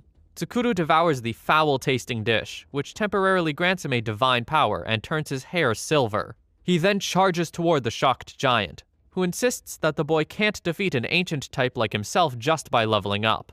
Tsukuru then severs the giant's arm with a single cut, cutting him in several places with such a speed that Crafton can't even see him. He wonders at this power and asks if Tsukuru is just a human, as the boy slashes his back. He turns in rage, determined not to lose to a human, and states that it's impossible, as Tsukuru unleashes a guillotine hellfire attack, destroying Crafton's upper half, and emerging emotionless and bloody at the feet of the fallen ancient-type giant. Covered in blood, Kana looks at Tsukuru standing at the feet of the fallen giant, and nervously approaches him, barely uttering any words. Tsukuru notices her, but before he can chastise her for her attempted sacrifice, Sanya appears and embraces him from behind, praising his skills and noting how he is covered in blood. And Tia also congratulates him, noting that if he had been defeated there, she would have lost her second life for nothing, while Kana stands in the back, inwardly regretting not being able to do anything yet. However, the elf points out that it isn't over, noting that Crafton also has second life, while the giant rises behind them. Kurokiri urges Tsukuru to cut the giant down before the divine power dissipates, and the boy lunges forward to fulfill the task. But before he can succeed, Crafton summons his hammer Mjolnir and uses a blow-away spell, causing a seal to appear in the sky, shining a blinding light reminiscent of the one the boy saw when being summoned. As the light fades, Tsukuru and the group find themselves in a desert. Sanya freaks out, wondering if the giant wiped everything out or if they are dead, while her sister tells her to calm down. Antia reassures them that they are still alive, explaining that they were transported to another place by the power of the hammer. Not being able to sense Crafton or the elves' presence, she believes that they are in another world, prompting Kana to frantically ask if they are in Japan. Tsukuru denies this, starting to describe Earth before collapsing to the ground, unable to move or feel his body, as the group rushes towards him. In Sunset, the capital of the kingdom of Luxandale, a beastfolk in tattered clothes approaches Ichinose, holding a foaming child in his arms, and explaining that it is his daughter who has been poisoned by a monster, begging the girl to heal her and give her an antidote.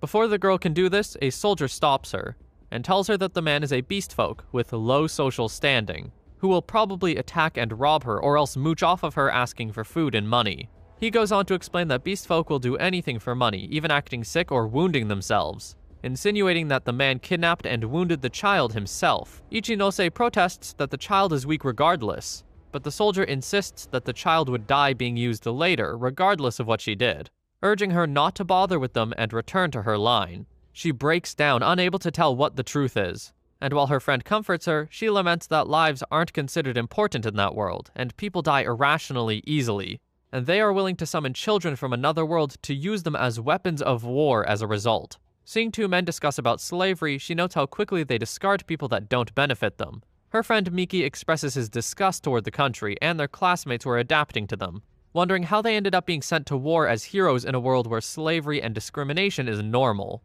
Ichinose starts crying, stating that she wouldn't have allowed Tsukuru to go by himself if she had known the world was like that, and fearing he might have become a slave himself, or a beggar, or worse. Miki snaps her out of it, telling her to hang in there and get stronger to defeat the Demon Lord quickly to return to their world, stating that they will probably meet Tsukuru along the way, and holding her hand. She thanks him, stating that she will believe in him and Tsukuru. Kana and Sanya cry out at the unconscious Tsukuru while everyone tries to find out what's wrong with him. The boy wonders what is happening since he can see, hear, and think, but he can't feel or move any part of his body. Kurokiri then notes that he seems to have lost his sense of touch as a penalty for consuming the Feast of the Gods. It laughs at the situation, remarking that they can converse telepathically, before presenting itself as Tsukuru's interpreter to the surprised group. He then proceeds to tell Sanya how the boy got the pervert title, teasing the boy telepathically when he demands he stop telling the girl weird and embarrassing things. Tsukuru swears retribution. Antia and Hana return from scouting, revealing that the land is unknown to them, and there are many demons in the area, with the maid having returned covered in demon blood. Tsukuru notes what Crafton said about ruling both giants and demons, which the sword relays to the team. The elf confirms that he has ruled both tribes since the gods' war, as the demon ancient type never appeared. But she remarks that said creatures can't be dead, since every time an ancient type dies, another one would be born. Tsukuru then deduces that controlling the force of other tribes requires cooperating with their ancient type, making them submit or imprisoning them somewhere so they wouldn't interfere. The boy speculates that they are in a prison holding the demon's ancient type, unable to confirm it due to his inability to summon base. Running out of ideas, he suggests that they make camp there and wait for him to recover, and Kana begins to prepare the tent, but not before casting clean on Hana. The maid asks her what's on her mind, and though Kana nervously tries to brush it off, Hana notes that it is normal to feel anxious in the situation, before heading off to prepare a meal, causing the girl to thank her. Later that night, Kana tries to place a wet towel on Tsukuru's head, but Base tells her that he isn't a sick person, so there isn't a need for it, scaring the girl and causing her to smack the boy with the towel. She apologizes, lamenting that if she had the strength to drive off Crafton, he wouldn't have ended up like this, causing the shocked boy to inwardly note that he wasn't expecting her to do much from the beginning, though he instructs Kurokiri not to tell her that, realizing that her trauma over Dolce's murder hasn't healed yet. After a while, Tsukuru finally regains his sense of touch and skills, summoning Base and sending him along with Kana, Hana, and Sanya off to investigate, while noting that it took far more magic power than usual. Checking his stats, he realizes he has actually leveled up from fighting Antia and Crafton, not finding any reason for the high magic cost in his skills, and deducing it must be due to the place, while also wondering who the goddess might be. A demon then approaches Tsukuru, but Antia tears it to shreds with her wind magic, while also revealing that other demons attacked while they were sleeping, stating that they were scouts. She reveals that she buried them, causing Tsukuru to note her cruelty towards her enemy, while also realizing that it will allow Base to summon even more familiars. The creature returns, reporting that he has seen the edge of the world and destroyed demons along the way, while his companions didn't get to do anything. Base confirms that they are not in their world, and Tsukuru deduces that they must now be in a third world, hoping to find enemies above level 300 to use them as an ingredient for the Feast of the Gods, so that they can return. Base then reports that he has found the location of the demon's ancient type. Meanwhile, the ancient type is informed of the disappearing demons, recalling that he's been trapped in that world for centuries, now living in suffering, ordering his underling Gazan to eliminate these scoundrels at once. The group led by Base arrives at the ancient type's castle and are confronted by Gazan, a level 245 vampire who presents himself as the Great Demon and Noble Vampire Count, promising to eliminate those who disturb the land. His speech is cut short by Hannah blowing off his head with her brass knuckles, which causes the other demons to emerge and attack. As the group fights them, Antia thinks about Mjolnir, Krafton's hammer, not believing that the giant crafted the weapon by himself, and suspecting someone gave it to him instead. She notes that elves cannot create such a weapon, nor can beastfolk or dwarves due to their low magical power. And while death spirits can, they aren't on good terms with the other tribes, being particularly hostile against giants. She also notes that it is possible that the weapon was stolen from the demon tribe, and that the human tribe is capable of crafting it. Tsukuru plans to ask the demon ancient type about this, but Antia warns him to not expect too much, since demons aren't that intelligent, causing the boy to note that they will do as an ingredient instead, planning to get a level 300 or higher ingredient for the Feast of the Gods. The demon ancient type growls as he senses thousands of his soldiers disappearing, sensing Antia's presence and finding it unforgivable. The group then blasts their way inside the throne room, and the ancient type S bodyguards flee as Antia chuckles. They behold the small level 440 ancient type Katablapas, who chuckles, noting that they were also blown away by Krafton's strange hammer, stating that they won't be able to get out of there and considering them foolish for fighting the demons. Tsukuru realizes that the creature doesn't know anything about Mjolnir, and Antia accuses the demons of attacking first, causing the ancient type to lash out at her condescending attitude. He warns them not to underestimate him, and as Sanya attempts to strike at him, he uses Curse Eyes 3 to hypnotize the girl, and causes her to fall petrified to the ground. As Hannah approaches her sister, Antia warns them to not look into his eyes, but the creature starts sprouting and sending eyes everywhere in the room, making it impossible for the party to avert their gaze. The elf then tells everyone to close their eyes, but Katablapas states that it is futile, as those affected by his curse are his puppets, while commanding Sanya to attack her sister. Tsukuru grabs the girl, while simultaneously slicing the ancient type in half, sensing him through presence detection.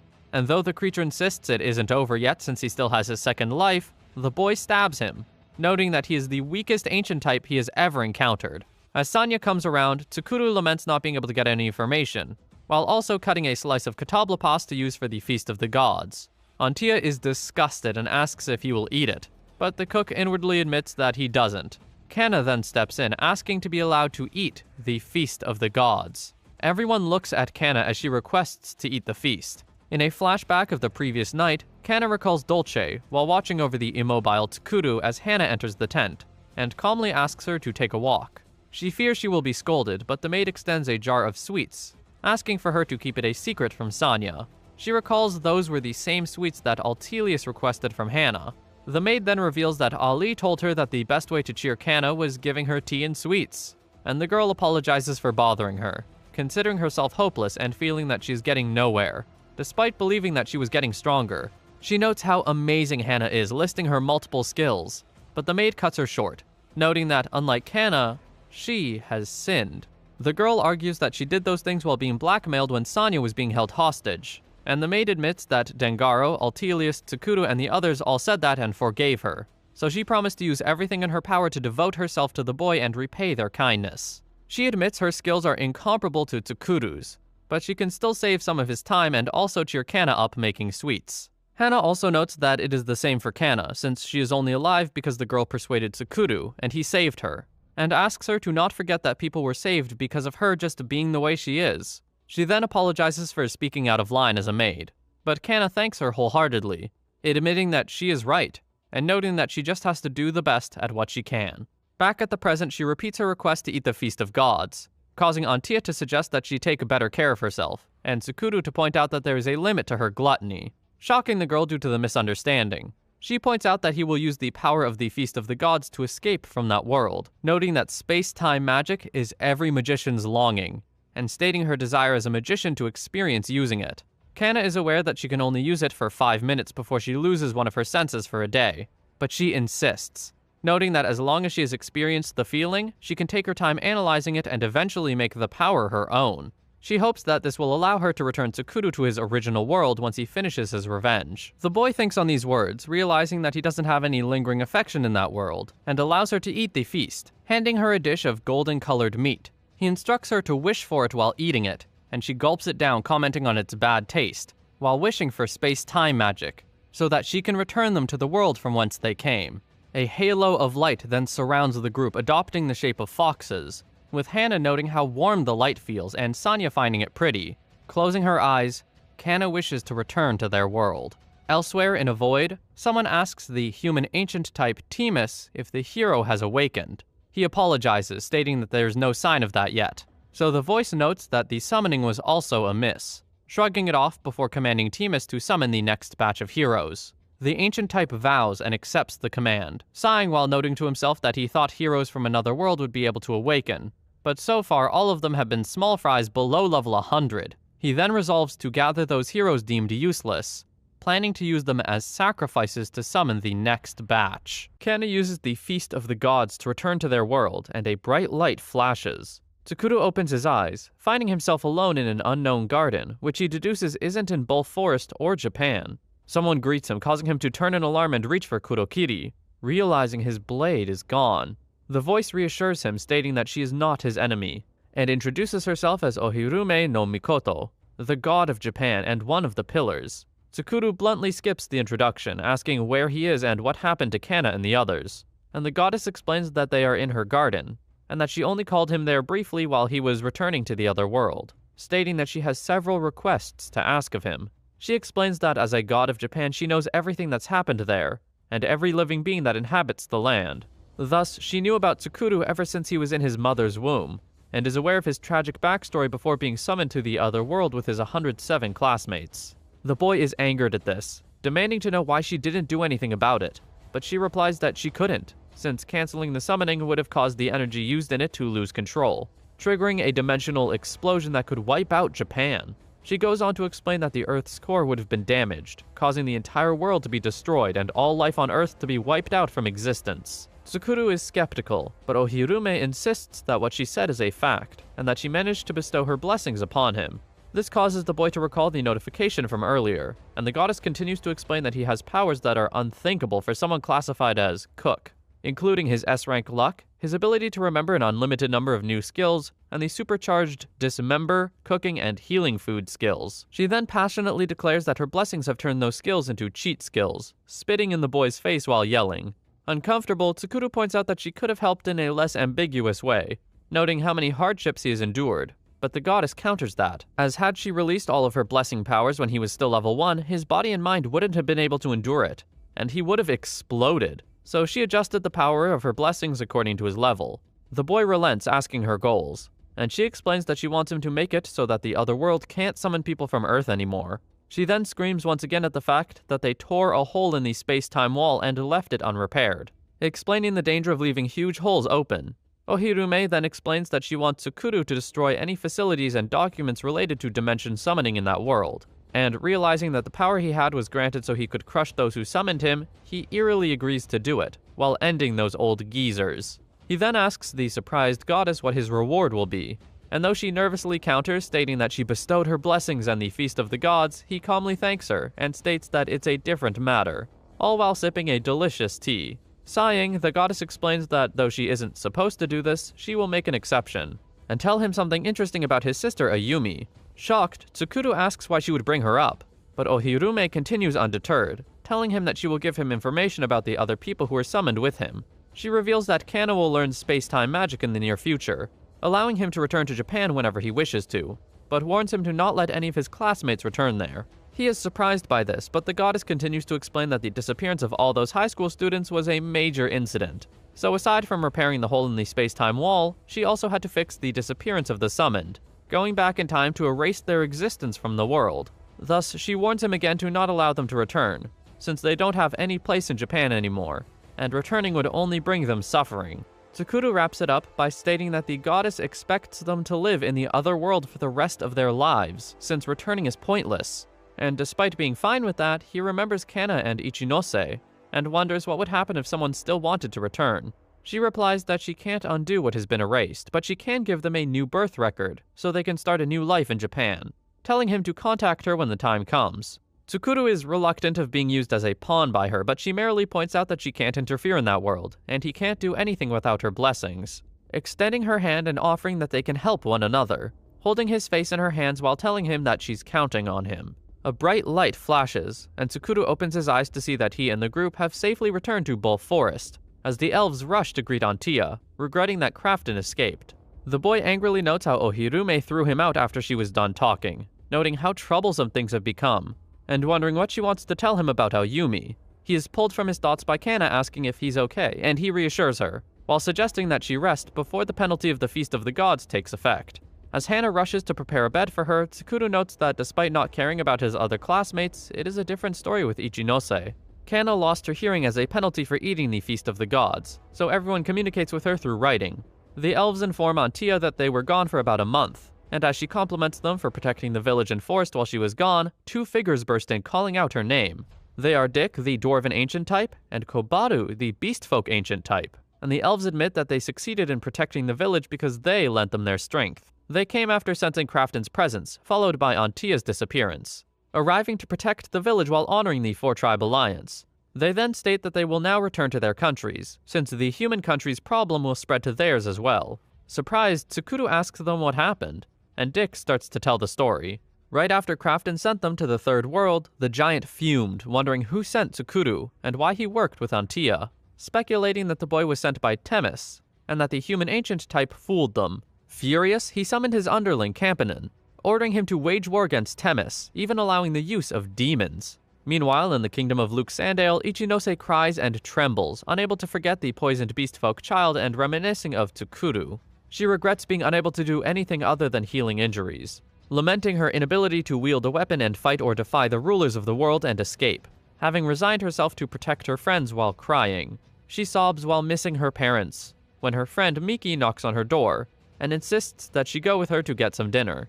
As they reach the main hall, they notice a commotion, only to see that everyone is staring at their fellow classmate Karayama Kaito entering the hall with a new child slave and a sick grin on his face. He evades questions regarding what happened to his previous child slaves, and starts heading off to his room when Ichinose grabs the slave and confronts the boy. She chastises him for doing cruel things to little children as if they were in a dream, but Kaito tells her to shut up, grabbing the child and insisting that he can do whatever he wants to his slave. He notes that it is only fair for him to get a share of the fun, since they were all summoned to that world, stating that he is trying to adapt, while she only cries and complains, yelling at her to face reality.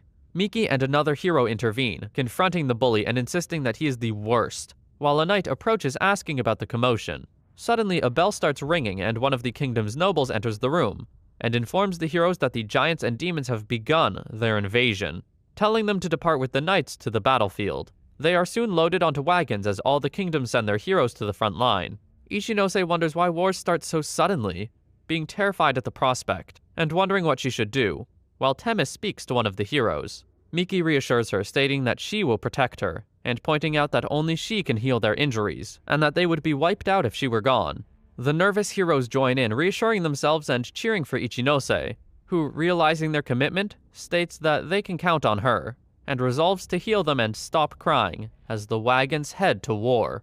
A nobleman informs Temis of the advanced demon and giant invasion. After a month, the human knights and heroes are having trouble facing the huge enemy horde, so the ancient type considers seeking help from the four-tribe alliance before he's in danger. Carnage ensues on the battlefield. Ichinose treats the incoming wounded, but one of the heroes notes that at this rate they will be wiped out, pleading their hero Kujo for a plan. The boy hesitates and considers surrendering, but the other heroes point out that they can't communicate with the monsters. Hard-pressed, Kujo produces a packet containing 10 body-strengthening pills that Temis gave him, explaining that they would work for 10 hours, and that the man warned him to not use them carelessly.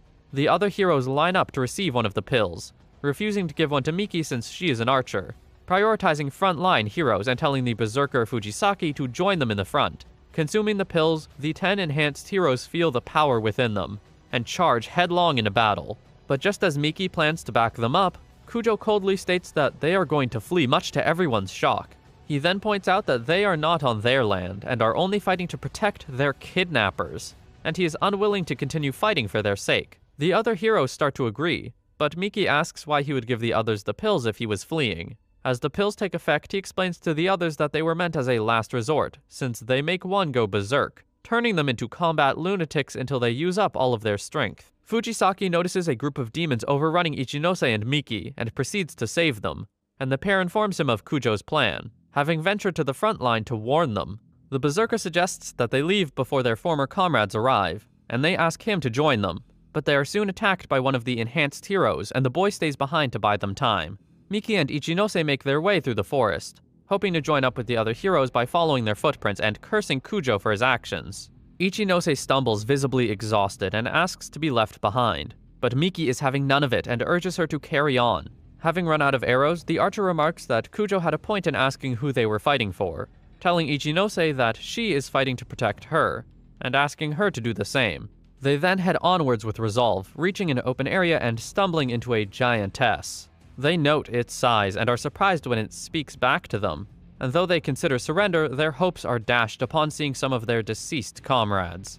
The giantess then invites them to try and defeat her, promising to let her go if they succeed, and Miki dashes forward with her sword. The giantess easily dodges her and strikes back, but Ichinose instantly heals the damage on Miki's body, allowing her to keep on fighting. Noticing this, the giantess attempts to strike at the healer, but the archer jumps onto her face and stabs her eye in an attempt to protect her.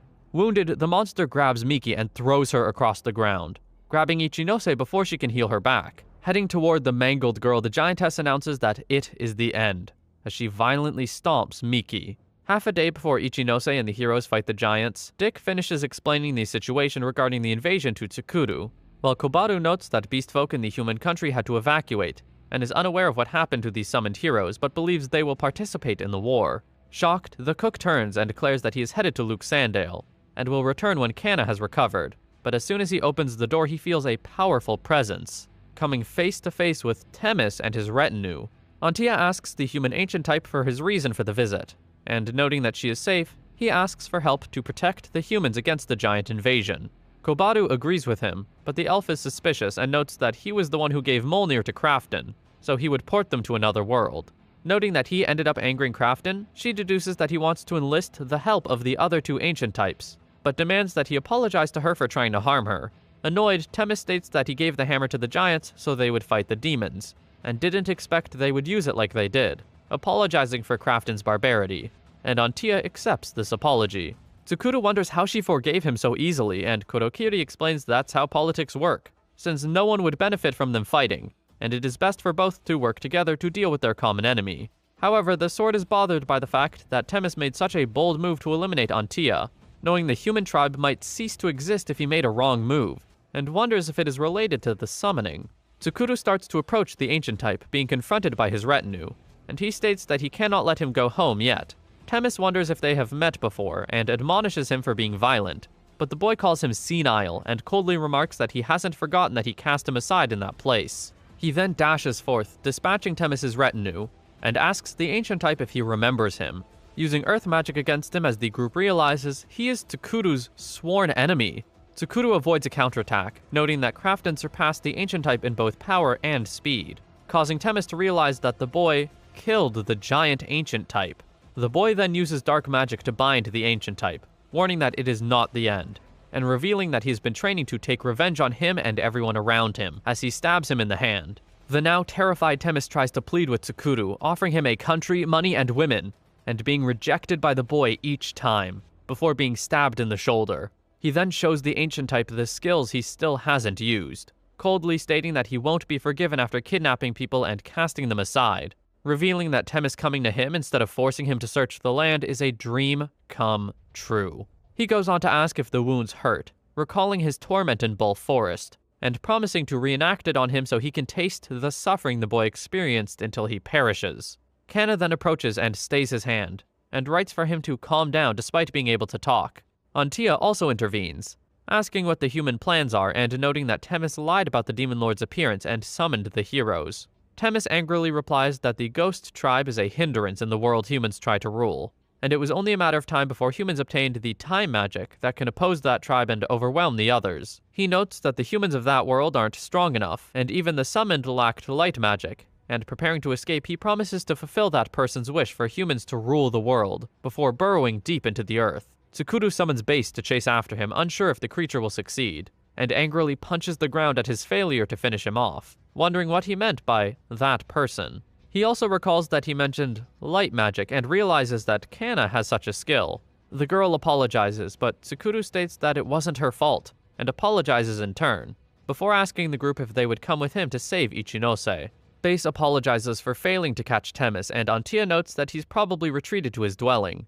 Kobaru is unsure about the human ancient type's plans, and Dick states that they will need to tell their brethren in the human territory to evacuate. The elves promise to protect their village, and the beastfolk ancient type states that elves residing in human territory will be welcomed into beastfolk territory, asking Antia to focus on her goal. Hana starts to plot a route, but unable to take that long, Tsukuru uses flying sheep on equivalent exchange to summon a flying carpet, and they all climb aboard.